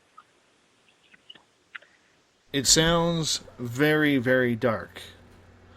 Very dark. Terrible. But it moves on. Getting back to Dogman for a second, Robert down in Australia has a question. He says, with little evidence on the creatures, has there been a scientific classification made for them, such as Canis hominid or something along those lines? Well, that also goes back to evidence, too. There are local people who have evidence, and when they collect, like, hair samples or scrat, and when they send it to a doctor or the forensics, and they'll take a look at it, and they classify it almost like an unknown animal or unknown canine. So there is definitely a record on there that states that it is a canine, but they don't want to go too deep and say, oh, it was a werewolf, because if you think about the previous conversation we had about government cover-up, you can't just, and then some evidence even doesn't get sent back. Some evidence says, oh, we didn't get the evidence because the DNA results came back with the canine attributes, and with LBL, apparently the forensics picked up a claw, and, those pieces of evidence are kept hidden black box. So there definitely is a file on Dogman if you are a government official and you know about it, and you work for the government, and you look into that stuff. But it's on the hush-hush classified information because of the idea that, you let this out to the public. It's going to become, anarchy's going to take place. But yeah, there is a file on Dogman. Same thing with Sasquatch too, on these, on file of Dogmen having evidence swapped in there, and a file dedicated straight towards that creature because they know about it, and it's right there. It's it's basic, simple-minded like that. Do you think we are getting any closer to actually solving any of these mysteries on whether or not these creatures truly exist? People want a body. I mean, people will not be satisfied unless we have a body. Well, that's the same argument that could be addressed towards a Sasquatch body. I mean, there was a couple people that were close with it, that a couple about maybe a decade ago when they found a Bigfoot body in a cooler, but it was confirmed hoax. It took a body apart and, threw on an ape suit and put in some garbage bags and entrails to make it look like it was a legit Bigfoot, and fooled a lot of people, made a lot of money off of it as well.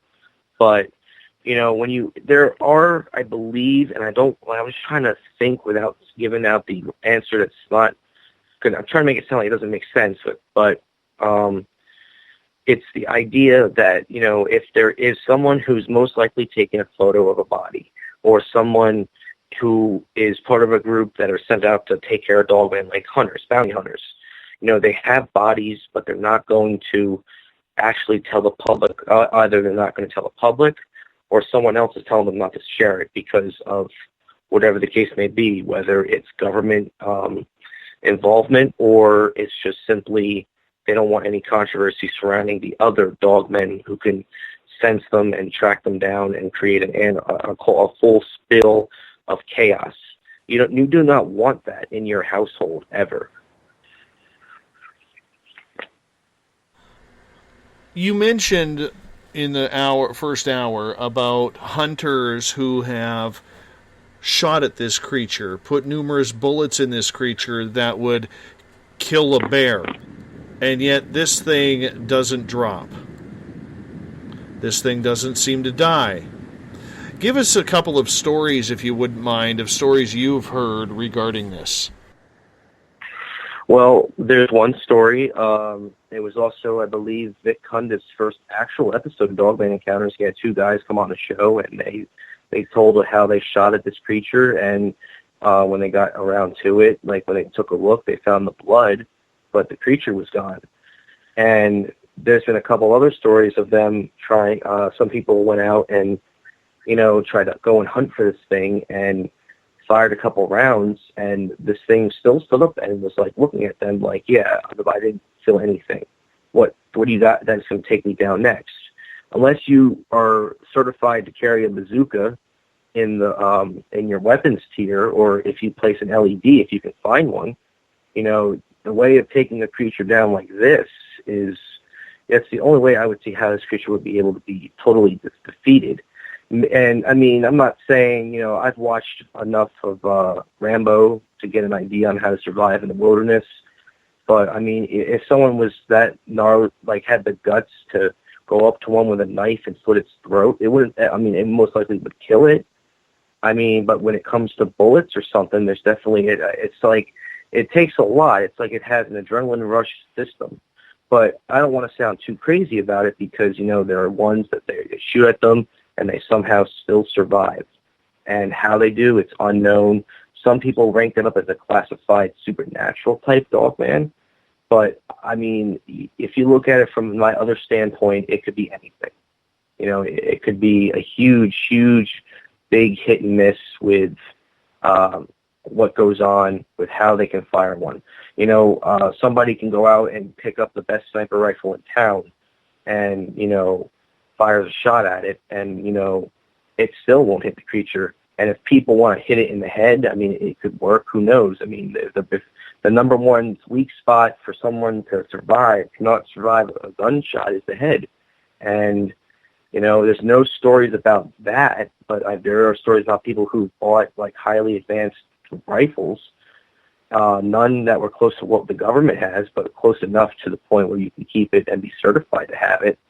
But, there are definitely stories out there of them firing rounds at these creatures, and they're still, for some reason, they're still alive.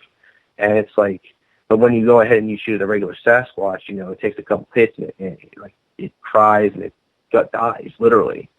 But that just goes to show you kind of like the strength and how strong and how crazy these creatures can get. There's even been reports of, if there were to be like a nuclear war, if these creatures would actually survive it, because if they could survive, from the biggest point from what I've been told, they've been around for a long time, even before the Renaissance.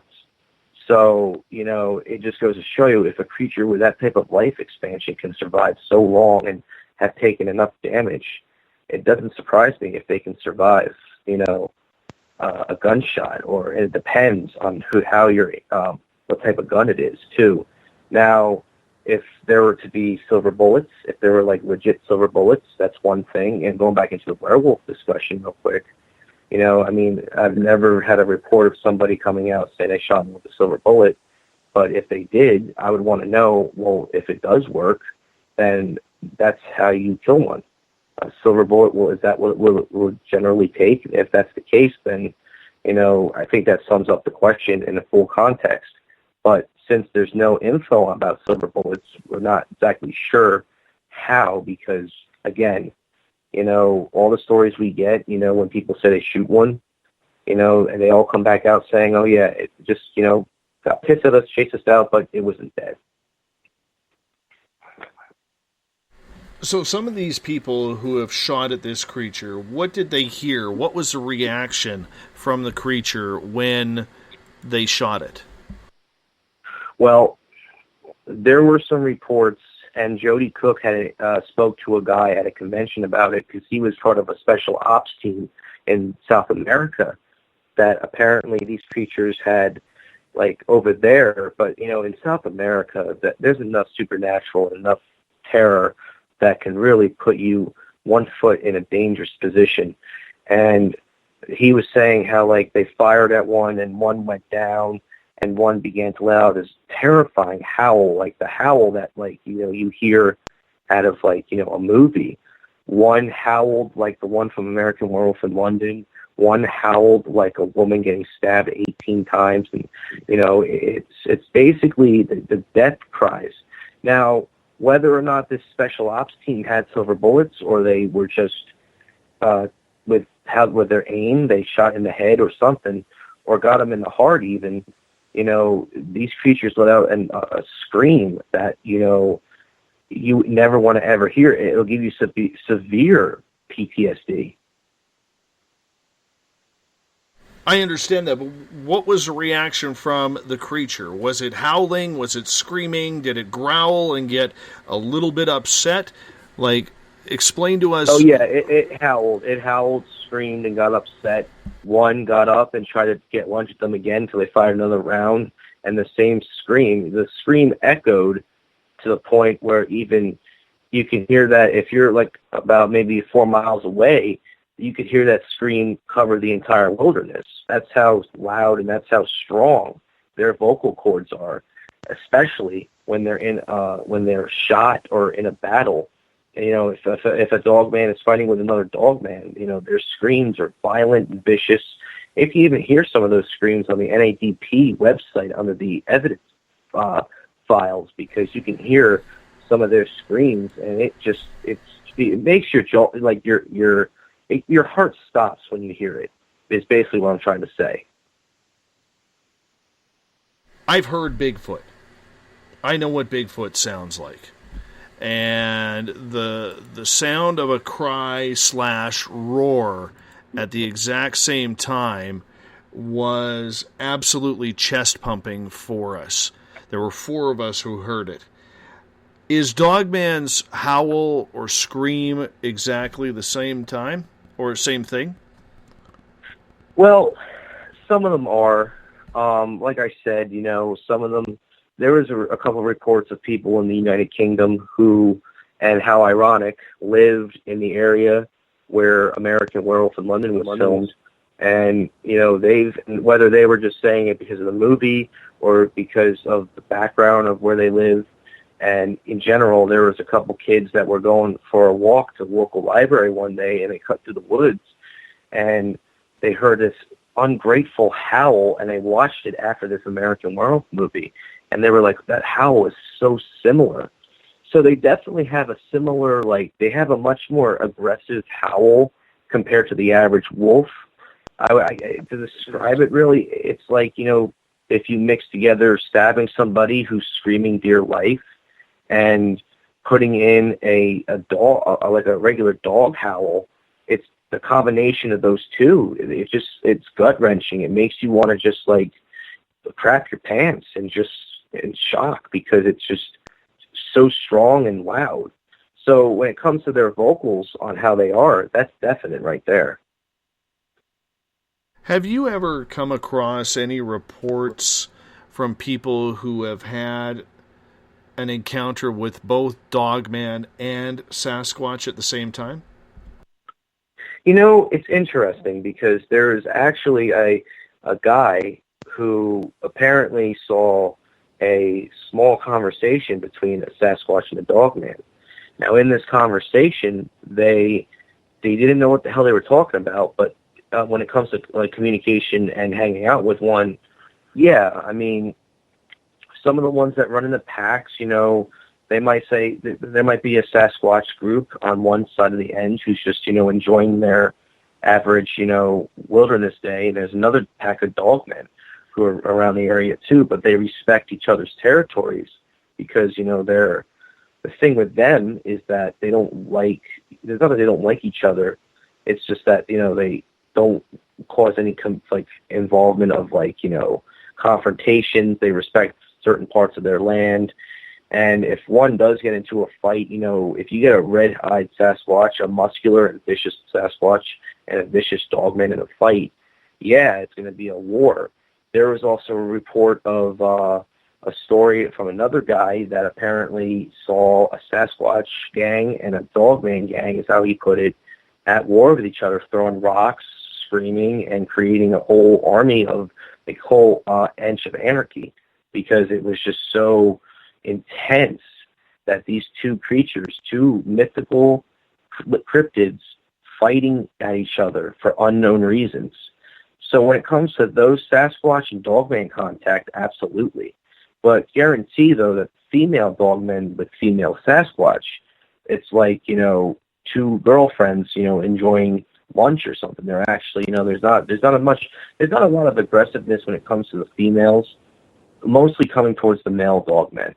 And the same rules apply to juveniles. A juvenile playing with a juvenile Sasquatch, you know, you're definitely going to get yourself an interesting view. It's supposed to be cute and nice, but at the same time, you're in a territory where there's two of them, and if you mess around too much, it's going to end up being it's not going to end well. So they've been seen together, they've been spoken with together, so they definitely have their moments. They're all there. It's important. Just note that because it's happened. How have you been able to learn about the attitudes and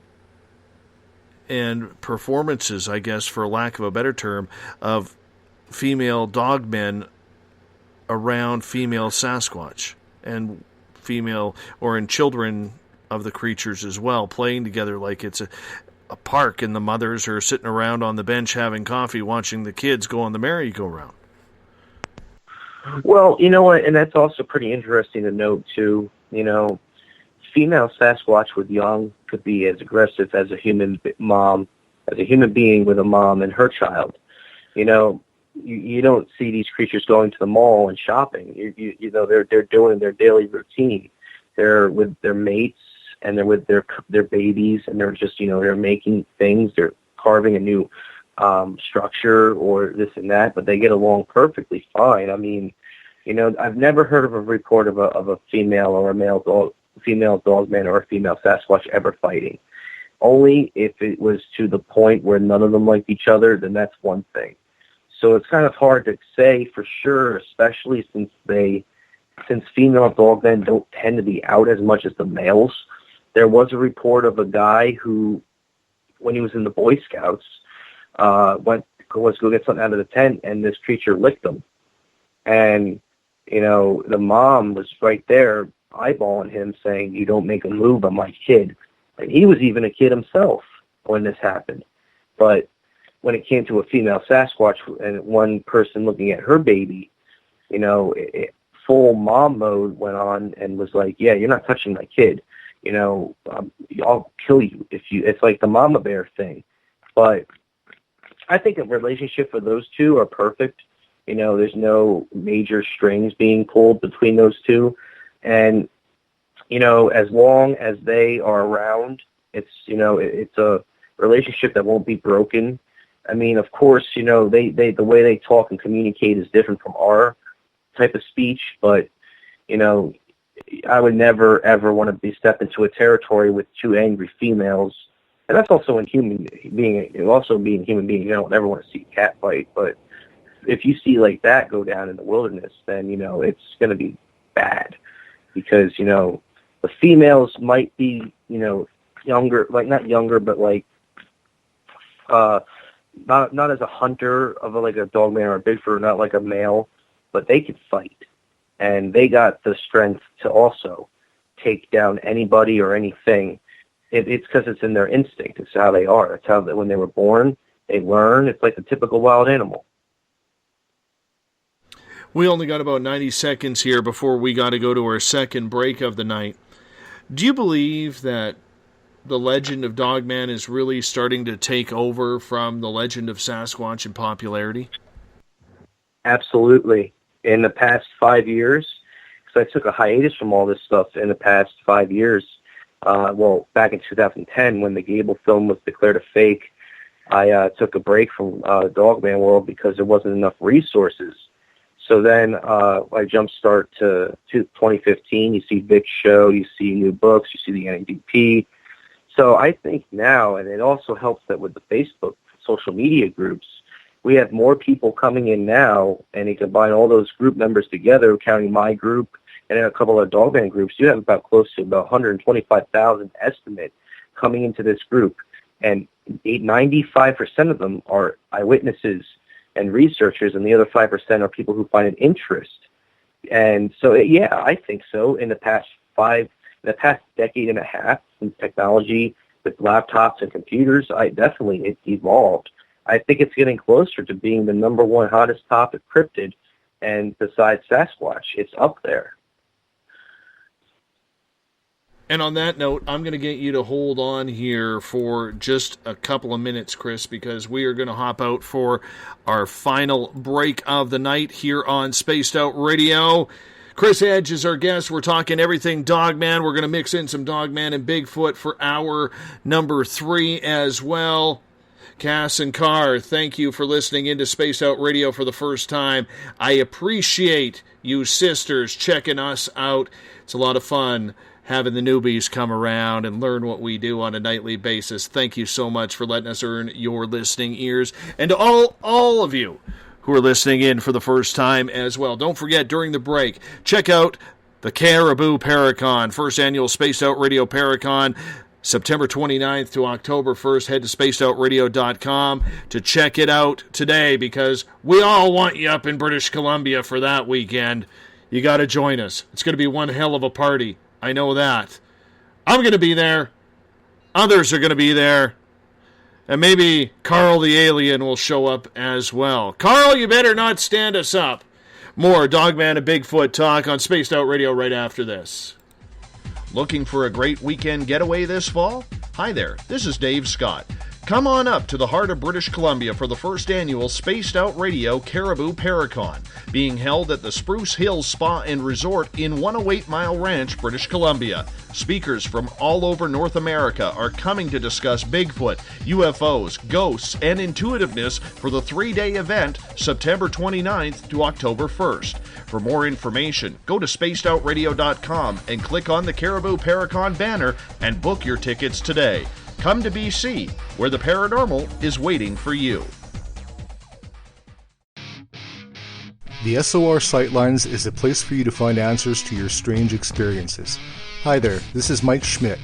If you have had an encounter with ghosts, UFOs, Bigfoot, ETs, or anything else that doesn't make sense, head to spacedoutradio.com and file a Sightlines report.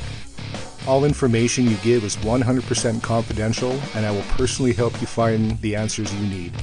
SOR Sightlines, your answers are a click away. Have you got your Cosmic Passport?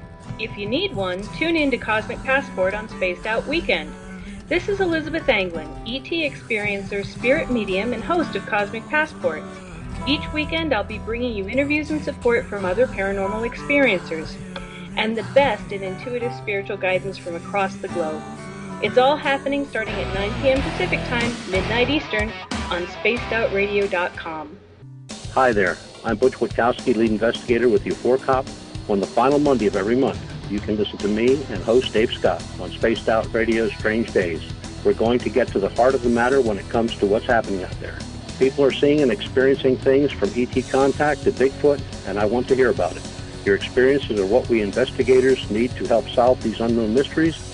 So tune in at spacedoutradio.com to the final Monday of every month from Butch Wachowski's Strange Days.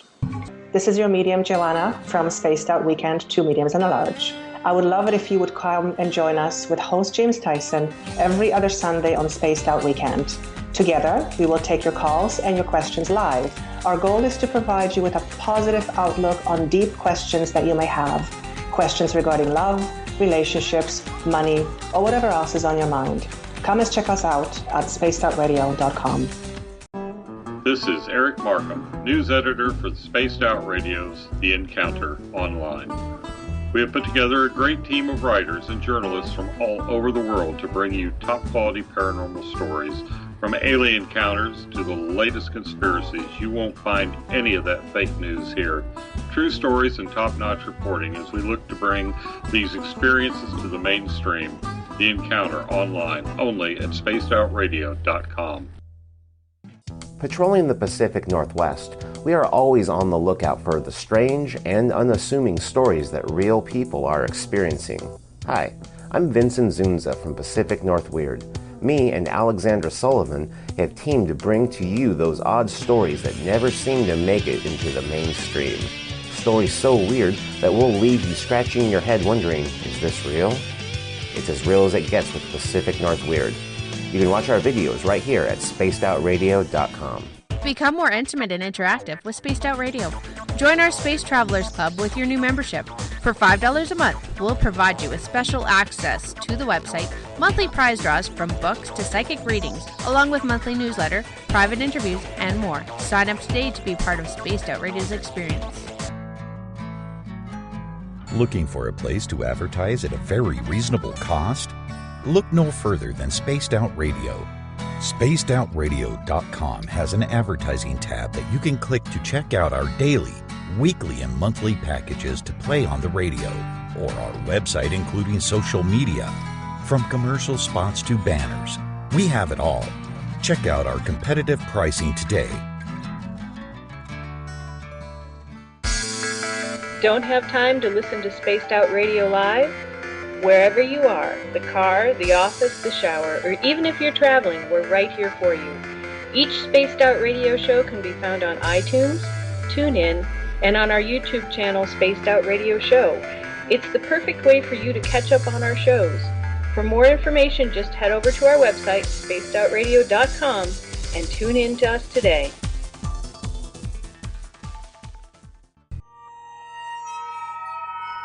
You hear footsteps in the empty room above you. A rocking chair begins rocking by itself. Don't be afraid of the things that go bump in the night. Reach for Spirit Storybox, the iPhone app the Huffington Post UK called the only ghost hunting app you will ever need. Spirit Storybox. The spirits are telling their stories. Are you listening? Strange creatures lurking in the night, the sounds of wood knocking in the forest, odd happenings right out of a fictional world. These are the reports I love. Hi there, this is author Ronald Murphy, and I would love it if you join me and Spaced Out Radio host Dave Scott the second Wednesday of every month on our journey into the unknown land of cryptozoology at spacedoutradio.com. From Mothman to Frogman and everything in between. Hey, they don't call me the crypto guru for nothing. Did you know that Spaced Out Radio runs 7 days a week? Hi, it's James Tyson from Spaced Out Weekend. Every Saturday and Sunday night, starting at 9 p.m. Pacific, midnight Eastern, you can join me and my guests for some great chatter about what's going on out in the universe, or even in that dark part of the basement you really don't want to go back into. Well, let's find the answers to your experiences together. So come on up to Uncle Jimbo's cabin on the weekend. For more information, look us up at spacedoutradio.com. The views and opinions expressed by tonight's guest and topic of discussion do not necessarily represent the official policy or position of Spaced Out Radio, Spaced Out Weekend, Spaced Out Radio Limited, its hosts, syndicated carriers, or anyone associated with this broadcast. You're listening to Spaced Out Radio with Dave Scott. Follow Dave on Twitter at Spaced Out Radio and hashtag Spaced Out Radio, and on Facebook, Spaced Out Radio Show. Now, back to the program. Welcome back to the final hour of Spaced Out Radio tonight. I am your host, Dave Scott. Great to have you with us. Tomorrow night on the program, Elizabeth April is back. Elizabeth is one of our newest connections as a monthly feature on this show, dealing with all things spiritual. I highly suggest you check in and check her out because she's got a brilliant mind when it comes to connecting with yourself. 9 p.m. Pacific, midnight Eastern Time at spacedoutradio.com. We want to welcome in everyone listening in on the United Public Radio Network on 107.7 FM in New Orleans and over 160 countries around the world. Good to have you with us. We are also live on WQEE 99 Rock the Key down in Noonan, Georgia, home of The Walking Dead. Thank you so much for letting us be part of your nighttime entertainment. We are also live on KTLK, The Fringe FM, Renegade Talk Radio out of Las Vegas. And if you're listening in on Revolution Radio, remember the Double R Machine is a donation station financed by you, the valued listener. Head on over to freedomslips.com and donate today. Bill Cardwell has set the password for tonight in the SOR Space Travelers Club. Phallosilliquence. Phallosilliquence is your password, Space Travelers. Make sure you use it wisely because Bill sets the password each and every night right here on the mighty SOR. And Bill, you look good in that Spaced Out Radio t-shirt. I just need a picture of it. So make sure you get me that one. I would appreciate it. Now, if you want to follow us on social media, you can do so on Twitter at Spaced Out Radio. Use the hashtag Spaced Out Radio if you want to connect with me live during the show as well. Give our Facebook page a like, Spaced Out Radio Show. Tune us in on TuneIn. Download this show and others on iTunes. And our website is spacedoutradio.com, where we have a plethora of features for you. You can listen to some great music by Bumblefoot, our resident guitar god. You can also sign up for the SOR Space Travelers Club for only $5 a month. You can check out our brand new store. Has t-shirts, posters, stickers, soon to be Carl the Alien Head candles.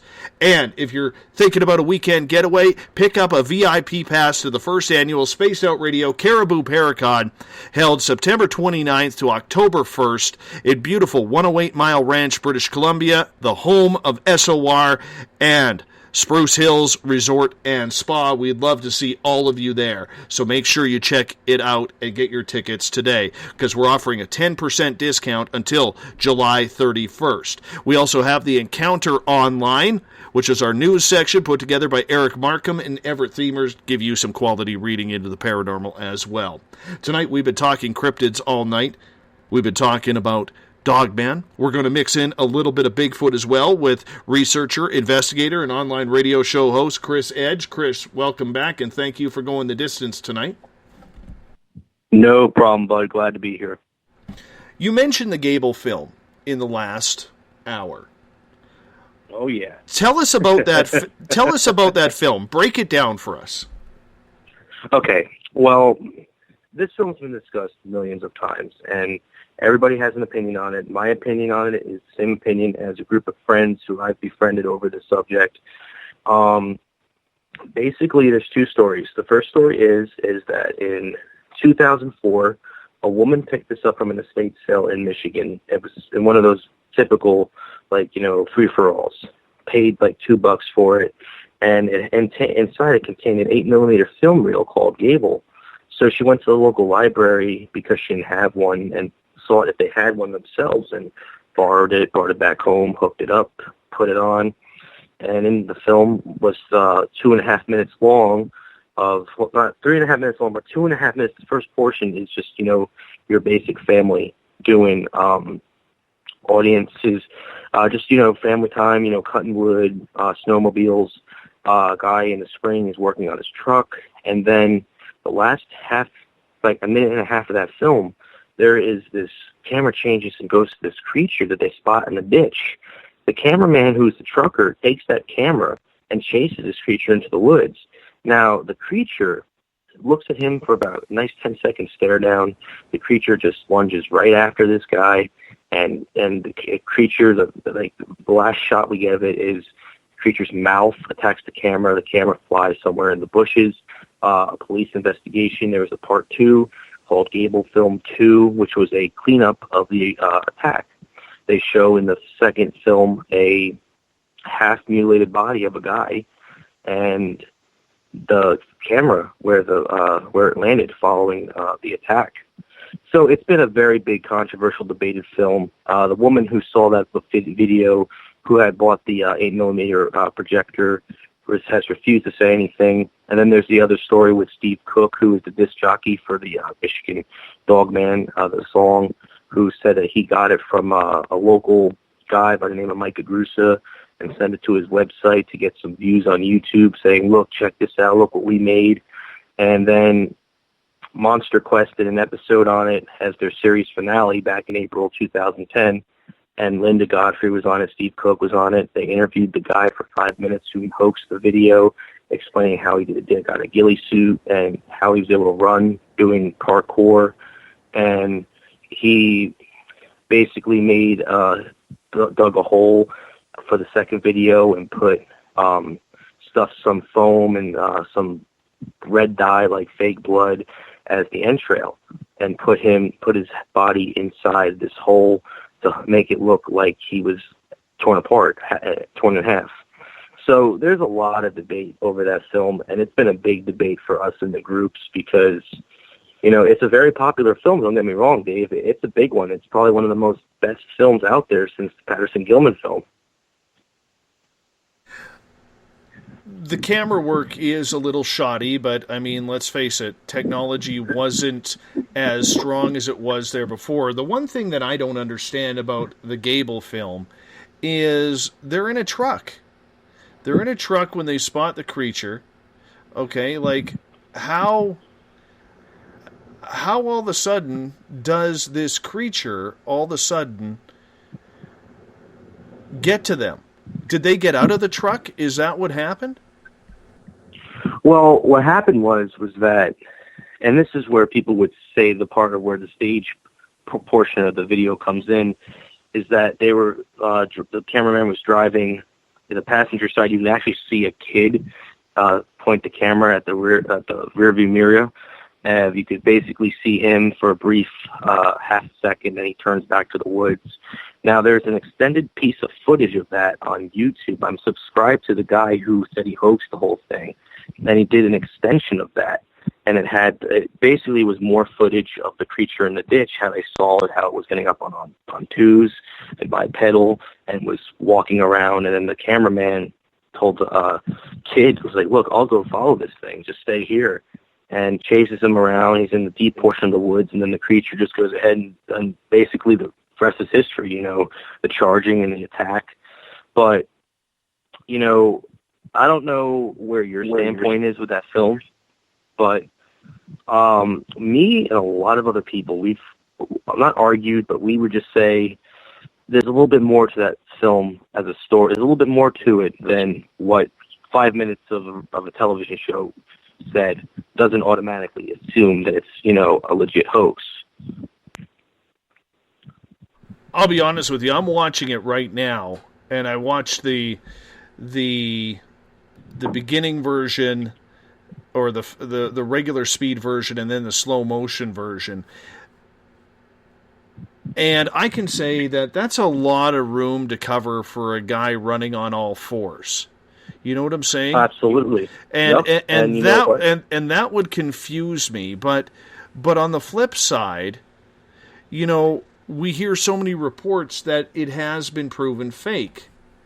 Do you think at any point before that actually made its way public that it was edited or sped up at all? Well, I'm going to give you two opinions, and this is going towards those who think it's a hoax, and they, you know, think because of what a 5-minute ending to a show said and what researchers who were popular said was legitimate. And then I'm going to give you researchers' point of view on what some of us, what we've discovered. You know, and I'm not bashing, you know, researcher. I have a lot of respect for Linda. I have a lot of respect for Vic. I have a lot of respect for Jody. All the researchers I've befriended who we've debated over this film with, I have a lot of respect for. But, you know, when you go on a reality television show and say, to make sure this episode's interesting, why not make it a hoax and say it's hoax and take the money and deposit it into the bank account on Monday and just go along with it? Because I've noticed that since this film's been declared a hoax, I wonder what happened to this guy that did the hoax.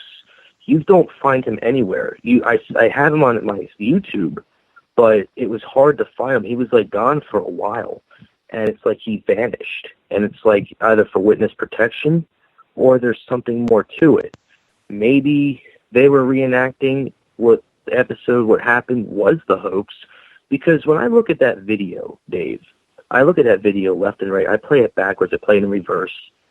It almost looks like right before he's about to go after the cameraman, it looks like the creature is shape-shifting.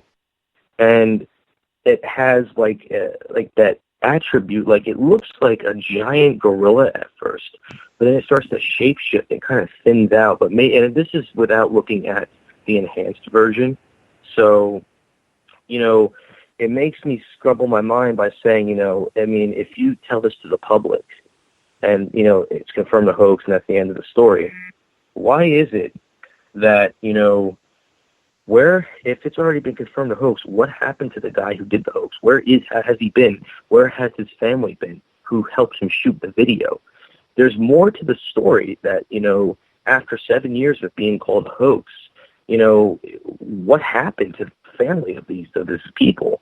More importantly, did the government get involved? Where there was a shut out? I mean, it's hard to explain when you weren't there to witness it. But I have a strong temptation with believing that footage was legit because I was originally, this was basically the main reason why I stopped doing my research after 5 years, was because I was like, I can't believe that they say that this is fake. That looks so real to me. And then I come back and I look at it and I'm like, oh, okay. And then I look at it again and I'm like, this creature doesn't look like it's a normal human being running on all fours. I mean, yeah, you can give the nicest and most proactive athlete, give an athlete, who can do parkour and can run, put on a couple planks with him. But when he starts to charge at the cameraman, that's where my problem gets sunk in. Because it's like, it's no athlete can bury their hands and go running around on the ground and still go in full throttle without injuring themselves, whether they hit a rock or a pine cone. This creature just doesn't, he doesn't even get injured. It just keeps running and running and running. If a human being can reenact that, and if he has protected pads or what, it still doesn't clear the fact. Because there's so much covered up about that film that I have a strong feeling that this film is still illegitimate. And, I mean, I know for some people who have been fans of Linda and Vic for the longest time, don't take it the wrong way. It's just my opinion. I mean, I just feel that there's a little bit more to the story than it being what 5 minutes of a Monster Quest episode told me. See, I look at the Patterson-Gimlin film, which we can compare it to, and I am convinced beyond a shadow of a doubt that that is real. And there is one piece of information on there that absolutely convinces me that the Patterson-Gimlin film is legit. Okay, now I'm looking at things as a little bit different than a lot of people may. I don't have as skeptical a mind, considering I have seen Sasquatch. I've seen two of the creatures. I've heard it. I've seen with my own eyes footprints in the ground. So I am a firm believer that Sasquatch is real. But the one thing that I always state about the Patterson-Gimlin film, if it was faked, no one, especially in the 1960s, okay, is going to rent a suit, because we knew Patterson and Gimlin were not wealthy people. They weren't even middle-class type people. Okay? And no one is going to rent a suit and sew a pair of breasts on it. And if you look at that, and if you look at the Patterson-Gimlin film, that is a female Sasquatch, and when you slow it down, you can see the movement of the breasts. And that's what makes that film real to me. What do you think? And you know what, too, the Patterson-Gimlin film, to me, you know what's funny, Dave? You know how many times they said, oh, that was a hoax, or that was bull, that was a guy in a suit, and they had somebody come out and say, oh, yeah, it was me in the suit, but then if they say, oh, the film is now legit again because they discovered a new discovery with the way it moves. And it's funny how you brought up that whole thing about being a female Sasquatch, because I had an argument with another researcher who told me that, oh, no, that's a male. And then I literally, how you learned about what it was when it was female when you saw the breasts, I slowed the footage down on my 60-inch screen, and I said to him, look, do you see breasts over there? Those are breasts. More importantly, the way the creature's moving in a certain posture, no other primate in that kingdom will be walking and maneuvering like that. That the same rules apply. You know, another good piece of footage is the Paul Freeman footage from '92, the one where he was in the film and he saw the tracks and he saw like a family of them. And, you know, that was a little bit more up close, but, you know, for the Patterson-Gimlin film, that's, to me, a legit video of a Sasquatch. And you had said that, and it's even been said, too, I believe Patterson and Gimlin, you know, they came out and done an interview. Patterson says he passed away in '72, but Gilman's still alive. And he even said, he's like, look, I mean, you know, we're not wealthy, we're poor, you know, we couldn't afford a gorilla suit. And back then, gorilla suits were only used, like, never even Halloween costumes. They were used for movie props, like Planet of the Apes and Schlock and all that. So, you know, for them to hoax that off for their life savings, and, you know, back then, $20 was like $80 today. You know, I just have to tell the skeptics sometimes, I'm like, look, you know, you're getting paid to do that, go right ahead. But, you know, you're not going to tell me because of what you believe is hoaxed, because that's your opinion. But what I see in this video is a real Sasquatch walking. I'm going to ask you to move your phone away from your microphone because the buzzing is coming through quite loudly. So I'm assuming... Oh, sorry. I'm assuming somebody is texting you, hey, man, I hear you on the radio. It's kind of cool. They get interesting sometimes. They get, you know... No, but sorry about that, though. But oh, no worries. No worries. It's not your fault. Not your fault at all. Hey, when it comes to Patterson-Gimlin film, they really didn't have a reason to fake what they found. Not at all. There was no video footage of Dogman. And to me, I scour YouTube much like everybody else, and I realize you have to patrol YouTube with a very skeptical eye. Very skeptical eye. And I haven't found a Dogman video that even comes close to what the Patterson-Gimlin film is. I'm still not sure about the Gable film, and I've seen it numerous times in regards to that. Why do you think with so much technology out there, we are having so much trouble getting an actual film? Well, for that one, I have three reasons exactly. The first reason is, and it goes back to government, it's basically like, if there is a real piece of footage, such as like the Gable film, for example, why is it that, there's so much more footage? Now, Vic came on my show Thursday and told me this story. And he had said that he had gotten a piece of footage, but he won't release it because through their consent. But released it and showed it to Vic and said on this game cam that there was this creature, that is Dogman-like creature, that got up and it was on the trail cam and it was doing something. And it was, they didn't release it to anything with the public. I mean, it's very easy to capture a nice HD photograph of one if you're willing to go out and release it to the public.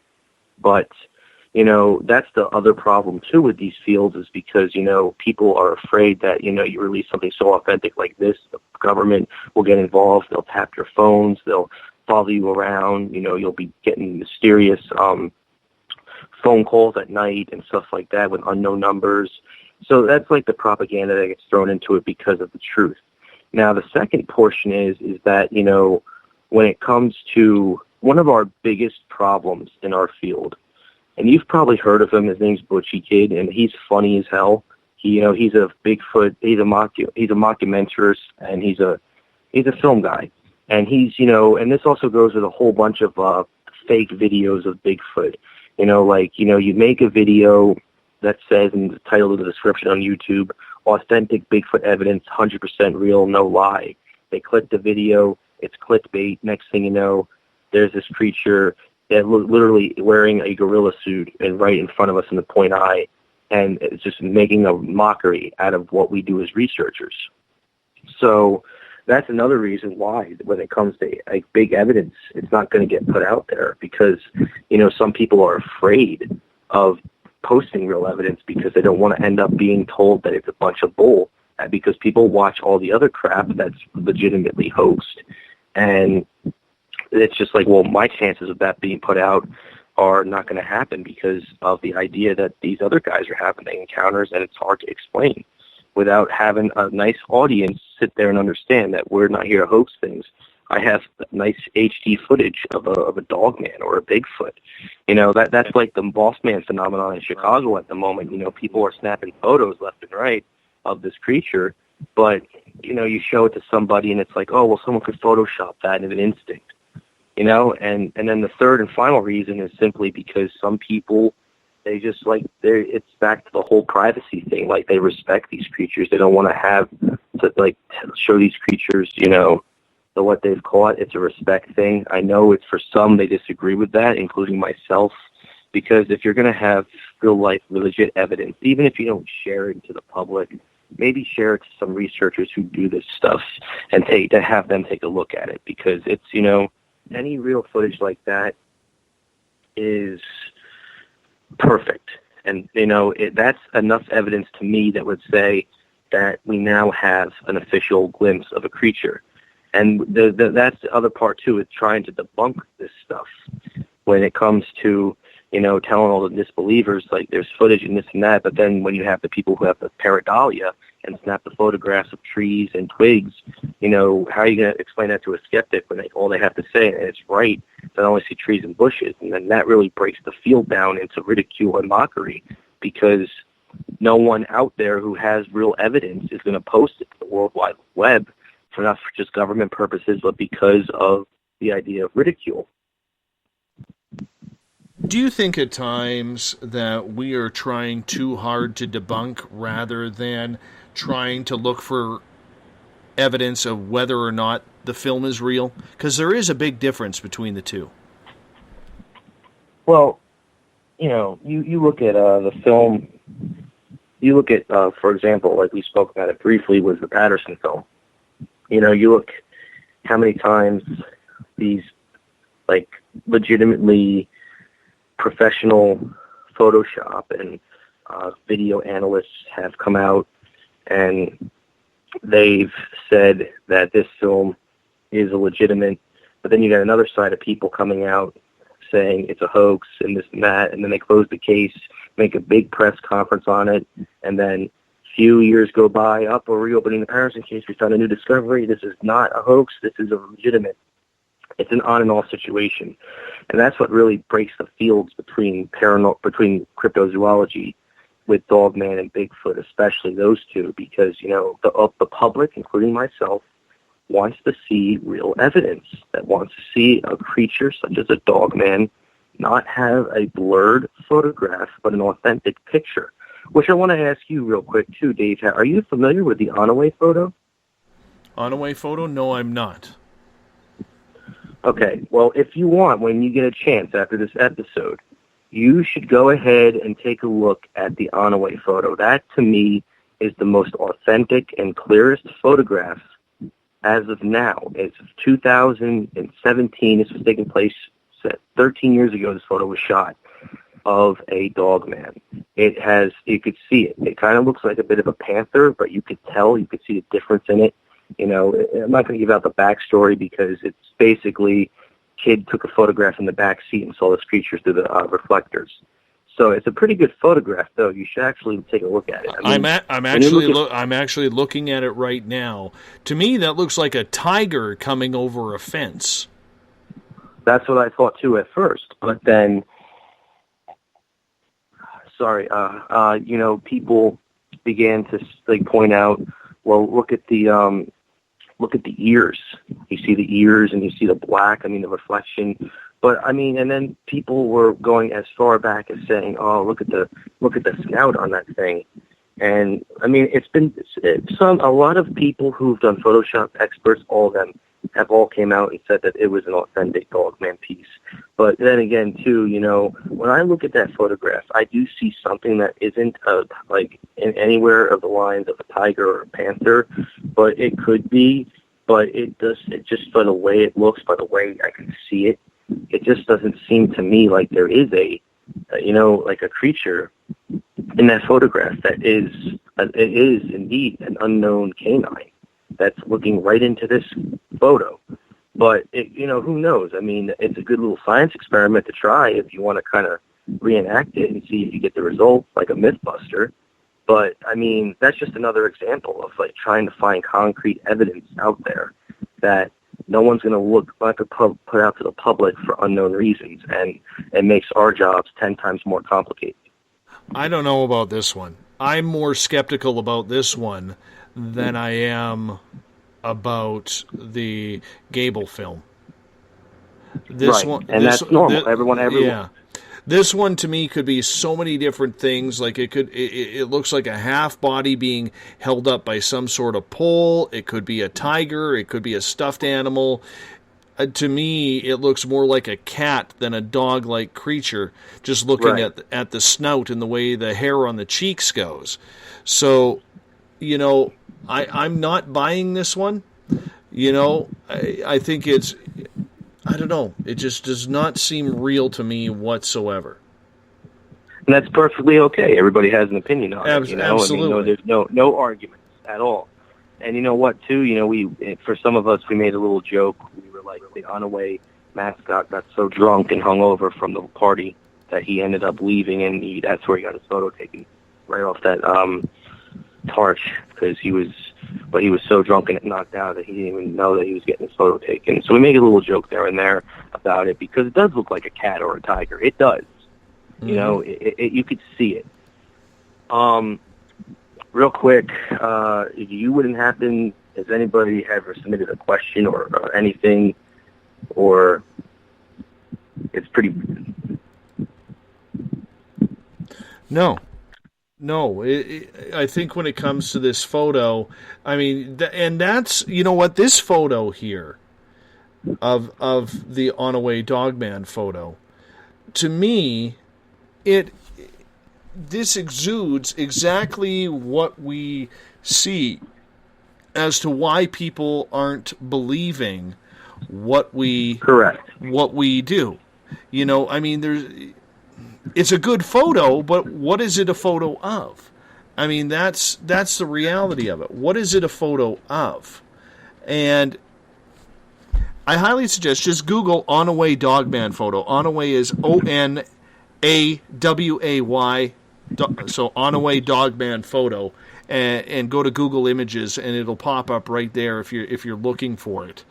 It's definitely, to me, either a real tiger coming over a fence or a stuffed tiger with a pole up its ass. One of the two. To be absolutely blunt. I can't be more specific than that. And trust me, man, when I say this, I've been face to face with aliens. I've been within 100 feet of 2 Bigfoot. My house is a Kmart blue light special for the weird and strange.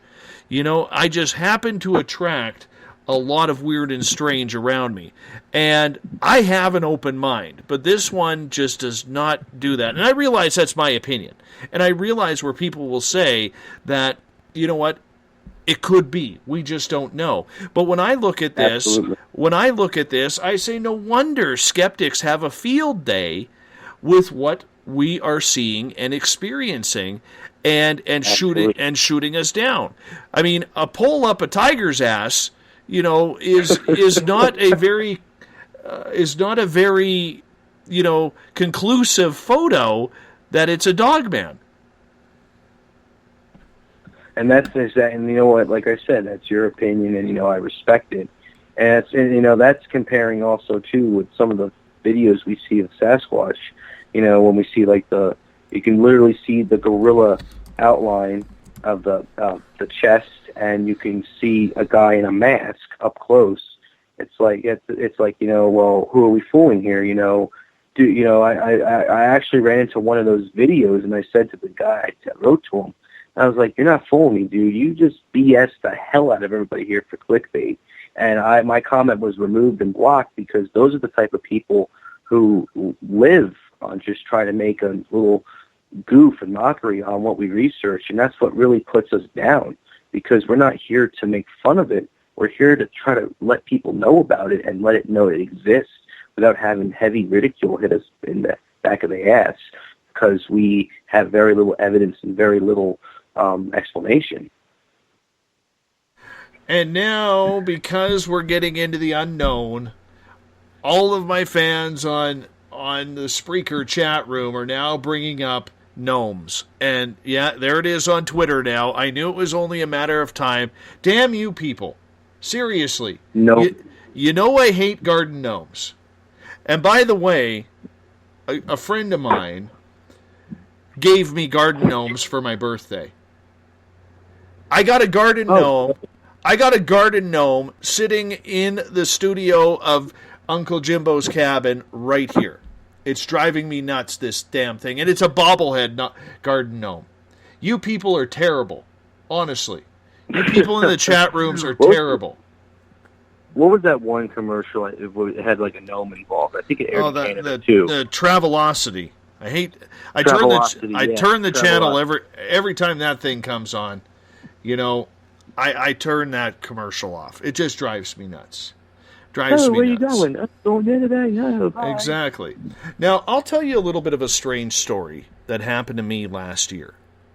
Okay? Go right for it. And like I said, I realize that when I tell my stories on this show about what got me to this point in Spaced Out Radio and where I am in this community as a voice is my own experiences. I've been face-to-face with 5 extraterrestrials. I've had a close encounter of the third kind that has happened to me. I've been around 2 Bigfoot within 100 feet. I've seen more UFOs and had more paranormal experiences than I would want or believed I would ever have. Okay? I don't understand the strange, okay? But I'm like everyone else. I have a yearning interest in learning what this is all about. Last year, now as far as I know, let me preface this. Before and I've talked to Linda Godfrey and others who are looking into Dogman, and there haven't been any Dogman sightings in British Columbia that have been recorded as of yet. Now last year, my wife and I went to get firewood, and we went down this trail.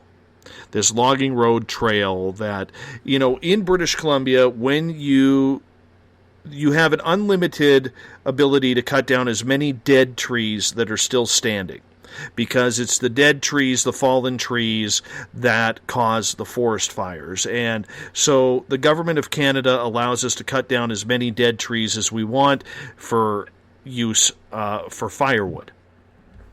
So we were out doing that, and we came down this trail, and my wife and I are both very, very intuitive. She much more than me. And the feeling that we got was nothing that we had ever seen before or experienced before. And I'll tell you, the only thing that came to my mind, and I've been around ghosts, good and bad, I've been around aliens, been around, Bigfoot. You get to recognize, as weird as this may sound, you get to recognize the energy. Okay? The energy that something gives off. Okay?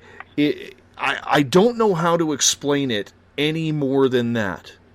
But what we felt along this trail was nothing her nor I had gone through. And we went through everything. And literally telling the forest, okay, out loud, we're just here to take this dead tree down so that way it doesn't, cause maybe a forest fire. Let us take the tree and we'll chop it up, we'll fill it up, and then we'll get out of here. And the energy seemed to subside. But my wife was so weirded out. She did not allow our 3-year-old son to be anywhere out of our sight, let alone she didn't even want him outside of our truck. So we grabbed the tree, knocked it down, cut it up, filled the truck full of wood, continued down the path because we were going to go get another tree. So we continued down probably another 1/2 to 3/4 of a mile down this trail, and that feeling was even stronger. Absolutely strong. Right. And the only thing that came to my mind, like I said, I've been around a lot of creatures and a lot of strange things, but it felt like we were being watched by a dogman. Don't tell me why or ask me why I knew that, okay? And I don't. Technically, I don't know that, okay? But when running through my head, okay, it doesn't feel like a spirit because this is what spirits feel like. It doesn't feel like Bigfoot because this is what I felt when I saw Bigfoot. It doesn't feel like aliens because I've been around aliens. It didn't feel the same. And it felt scary. And her and I rarely get scared. I've been around. You got to realize, in my area of Canada, we have grizzly bears, we have black bears, we have deer, elk, moose, cougars, lynx, which I just saw one last week or the week before. Wow, are those beautiful. Ran right across the street from me as I was driving at night. And then it beautiful creatures. Oh, and the beautiful part about it was it actually stared me down as I slowed by to drive by it. And anyways, we got a lot of animals around here that can kill you, is what I'm saying. Okay? There's even wild boars here and wild horses. So there is a lot of things that can kill you. But this felt nothing I had ever experienced before. And I remember saying to my wife, I said, this isn't comfortable here. She wanted to leave. I agreed with her. I said, let's get the hell out of here. This does not feel safe. And that's exactly what we did. We got the hell out of Dodge, left the one tree that we wanted to take down, just said, let's go find another area. Went to another area of the forest, nothing. No energy, nothing. Totally different. Well, and first of all, that's actually a pretty incredible story. That definitely has a Dogman alley up there, because that reminds me of a story that I also recently just heard from another member of the groups who had said to me that, he was going to go ahead and start ready to go to his campsite in one of these parks. And when he was chopping trees to get wood, because he did it like illegally, but he basically didn't get his own wood with him. He wanted to get the real oak. And he was in an area where you couldn't find a human being at least a half mile away. So he was, sitting there having a couple beers and just, next thing you know, he's about ready to finish his one can of Heineken, and he just has his presence right next to him. Just like, not a little growl he heard also, but just like his hairs began to stand up on the back of his neck. He began to get goosebumps, and like he began to like twitch, not in like a certain context of twitch like you see it as, but like he was just getting all shooken up, and like he was like in his mind like, what the hell's going on? So his truck was on the other side, and his instinct said to him, get up slowly and just haul ass and run. And that's what he did. He didn't look back. He didn't look and see. He left all his belongings behind and just darted out of the area. Now, what makes me think that it was a Dogman? Well, because, you could tell when you're in a Sasquatch territory, okay? You'll notice that even though that you're going to be watched, you can tell when Sasquatches want to get your attention. They'll start banging on trees, and they'll start, rattling around, maybe making funny noises, mimicking voices. You'll know when you're in a Sasquatch area. Dogmen don't make no sudden movement, no noises whatsoever. They'll be in your presence, and they'll keep quiet, and wait until you make a move, if they want to be stealthy about it. So you may have had actually a Dogman encounter, a peaceful one at least. And this guy had one that was peaceful, but, he didn't say anything amongst the lines of you talking to the wild, saying we're just grabbing the wood, we mean no harm. So he was just, completely freaked and terrified because of this creature that easily could have snatched him, and it would have been like the end of him. So I think you had a Dogman encounter, Dave. I don't know if I did or not. Like I said, a lot of people won't understand out there when I say it's about the energy. Okay? If you're in tune with your energy, and I hate to get all spiritual and zen by saying that, but I don't know how else to put it. It wouldn't surprise me, okay, is what I'm saying. It would not surprise me, because the one thing that I have learned on this journey that started in 2011 for me is that everything has a different energy. It's like when you go into your work and when you're in the parking lot and you can tell whether it's going to be a stressful day, a nightmarish day, or a great day. I think we've all had that feeling, like when we're walking up to the doors at work and we're like, uh-oh, something's wrong. What's going on? You just get that intuitive feeling, that gut feeling. That's kind of how I'm trying to explain this, okay, to people who may not understand. This was something that I never knew, okay? I never recognized this feeling. And trust me, and I realize that's easy to say, trust me. I don't know what it was. But whatever it was gave me the heebie-jeebies. And it did not feel very comfortable. And it's funny, here's the caveat to this story. A week, 10 days later, my buddy and I actually went down that exact same trail, and we made a turn to go up the mountain.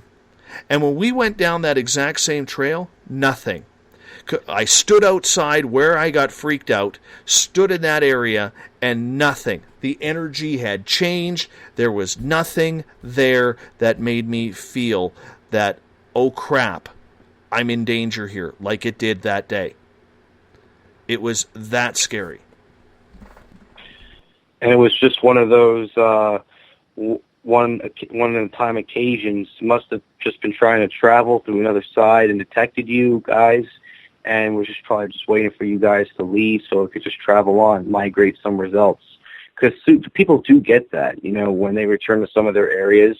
A person who's had like a small encounter, but one with like a similar, hair raising and like comfortable atmospheric sense, and they come back to the area, but there's like they're relieved because there's like nothing there. It's almost like your mind is telling you through an instinct of telling you what is going on. And it's sort of like they're communicating in a way, but you're just going by what your brain's telling you, what you think you're doing, what you're going to do next. It's happened with a lot of people. And, your story is roughly close to the same stories we've heard. I mean, have you ever submitted that actually to no, to one of the groups? I will never. I'll tell you why. I am not. My experiences are for me. Yes, I share them with my audience, and I think there are way too many F-tards in this field, if I could use that term politely, that I would not trust my stories with. I'll give you another example. I have a video of a fairy. I have a video of a fairy that my daughter caught. I'm not a video editor. I don't know how to blur out images, nor am I giving anybody that video to do that. But my daughter has fairies all around her all the time. And she caught this fairy in February of 2016 accidentally on camera. And you have to understand, where I live in British Columbia, it is cold. Okay? It is very, very cold. And around February of that year, it was around minus 20, minus 25 degrees Celsius. There was about 2.5 feet, 3 feet of snow outside. And my daughter and her friend are filming themselves dancing, as you know teenage girls do. And if you look at the window behind her, you actually see the fairy move in a strange thing. Now, a lot of skeptics would eat that up, and they say, oh, that's a bug, that's some sort of fly, or that's this, or that's that. At minus 25 degrees, there are no bugs, even in your house. Yep. Okay? There are no bugs. They don't like cold. They bury themselves into hibernation or underground or into trees to survive the winter. There are no bugs. And so I've never released that. My experiences are for me, and I refuse to allow the public scrutiny over something that I am trying to learn. Now, a lot of people will say, oh, you're hiding something, or you're obviously just wanting people to believe your word. When, how do we believe your word? I get that. And frankly, I don't care. But there are too many, in my opinion, from doing this show for almost 3 years now, every single night of the week, there are way too many idiots out there, and I'll use a politer term than F-tard, okay, but there are way too many idiots out there who are causing a lot of havoc in this field just because they either A, don't want to believe, or B, it doesn't suit their vision or their scientific research, that they're not conducting any science whatsoever. And I refuse to give in to that. If you want to buy me as a respected, my stories as a respected member of the media, I'm okay with that. I'm very much okay with that. But I will not give anybody the time of day to try and scrutinize what I have experienced over the last 5 years, because I can tell you right now, I don't want to be in this hot seat. I'm here because I need to be, to find out the answers to what has happened to me. And that's why Correct. I'm here. And you know what? I mean, and that's why I have a big respect for you, because, you yourself and what you do with your show, you keep it, and that's how it is. I'm the same way. I've never had a Dogman encounter or a Sasquatch encounter. I've had a couple paranormal encounters, but they weren't major. To me, if an encounter is a major encounter that involves serious ordeal, that it should be addressed then. But if it's just a one, like you see me and then I go away type encounter, it's nothing special. It's the same thing as any other person's had an encounter. But if it gets bad and physical, or something happens and it's like trying to get into a car, then absolutely it'll be something major to discuss to the public. But besides that, everything is kept under wraps. That's what I choose to do, and that's what you choose to do, and that's final. They can give us $1 million to talk about it for public. I'm not going to take that $1 million. Well, it's respecting yourself too, right? Absolutely. And I feel for people, and I've met numerous people in this field who have absolutely been raked over the coals just because they're different, and I'm not turning this into a big liberal libtard type show here or topic, okay? Because frankly, it's not political. We're all searching for answers, yet we're all ready. We've all have our knives sharpened, ready to stab someone when they finally come out and cut up all of their stories. It's crap, and I can be honest with you. I've thrown people out of my chat room because of it. Because they were just being idiots about it, right? We're here to open up. We're here to open up our minds and expand what is going on. It's just like on this show, we have this motto, and a lot of people, and we've taken harassment over it. Our motto is we believe everybody, because the way we look at it is the guest will prove themselves right, or the guest will prove themselves wrong. It's not my job as a host. I will call you out on things, but that's why we believe everybody, because I've never stood in your shoes, Chris. You've never stood in any of the experiencers' shoes. You haven't stood in mine, and vice versa. So who am I to say that your story is wrong? But there's too many people ready out there to jump down other people's throats. And I don't like that. Damn it, man. That's important, too, to keep a nice head on your shoulder. Because you're ready to go back at them in case they have anything to say to you in ridicule, but, you know, it's always best to keep something like that private because, you know what, I mean, sometimes it's best to keep things private for the better sake of what you do. Absolutely. You know, and that's a huge first philosophy. Real quick, yes. I know, how many more minutes do we got? We got about 4.5. Okay. Do you want me to answer any questions or talk about my show real quick? Yeah, let's mention your show in case anybody wants to tune on in, which I highly suggest you do. Okay. Well, for everybody out there, and also Dave, Cryptonormal X is a show I started doing in March. It is the discussion of cryptozoology and paranormal research. I've had David Kyleman to Karen A. Daum come on the show, to Jody Cook, as well as a couple other eyewitnesses who aren't as big in the field, but they've told their stories for the first time on my show. We normally discuss cryptids a whole lot, but I'm also putting in a lot more paranormal guests ready to set up for the scheduling. And, you know, my show, it's, you know, I have no filter. I mean, people do say swear words, but it's kept to a minimum. But regardless, they're telling their story, they're giving us information, they're telling us what we need to know. It's a very good show if you want to listen to something else besides your usual podcast for the evening. We normally go about an hour long to 2 hours, the latest. On special episodes, though, we might go over 2 hours or 3 hours or 4 hours, depending on how big of an episode it is. We often live stream. But other than that, you know, Cryptonormal X is a new show. It's also a Facebook group if anybody's interested in joining it. It's Cryptonormal X, CRYPTONORMALX. It's the Facebook group. You can like the Facebook page. And if you also want to be a member of some of the Dogman groups, like the Dogman Believers Only and International Dogman and Bigfoot Research, go right ahead. You know, those are my other administration groups.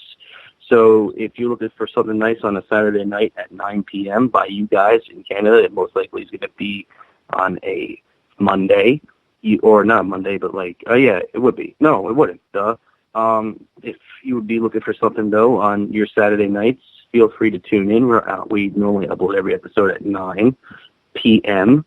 So by you guys, it'd be 5 p.m. So, guys, feel free to take a look at Cryptonormal X. You know, we have a lot of fun on that show. It's a great show, like Spaced Out. And, you know, my main goal is to get more people involved and interested in this type of stuff because it is very interesting to learn. The topics are incredible.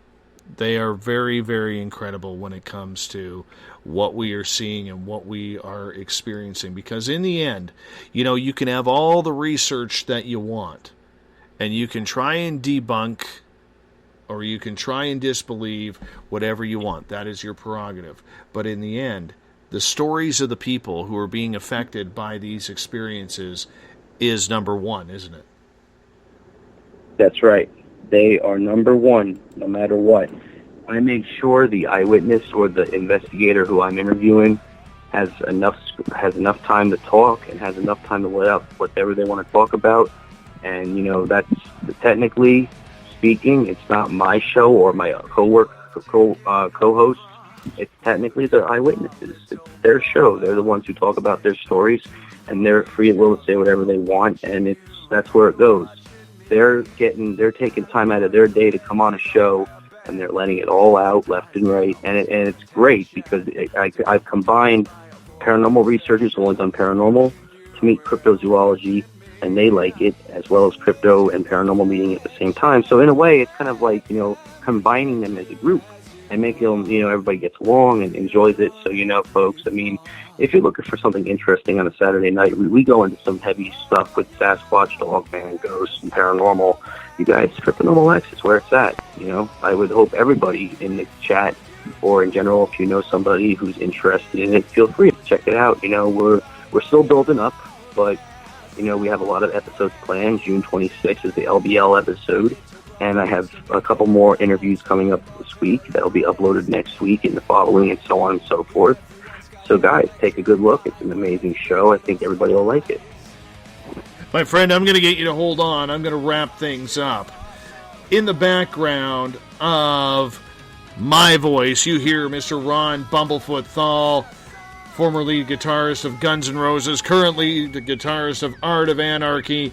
Bumblefoot is the official music of Spaced Out Radio. Thank you, Mr. THAL. Appreciate you rocking us in and out of every show. Tomorrow night on the program, Spiritual Contact with Elizabeth April, one of our monthly features with the young lady from Toronto, Ontario, who just amazes us with her connections to the other side and more. We want to thank everyone who took part in tonight's chat rooms. Want to say thank you to the team that surrounds me. Director of Business Management, Kim Gandy. Our great intro voice, Bob Davis, Everett Thiemer, and Eric Markham from the Encounter Online. Jolene Lammers, Web Design. Catherine James, Social Media. Lana Scott, Paracon Coordinator, and Thomas McGowan in Sales. And all of you listening in, because together, my Spaced Out Radio friends, we own the night. Mr. Bumblefoot, do me a favor. Take us home. Good night.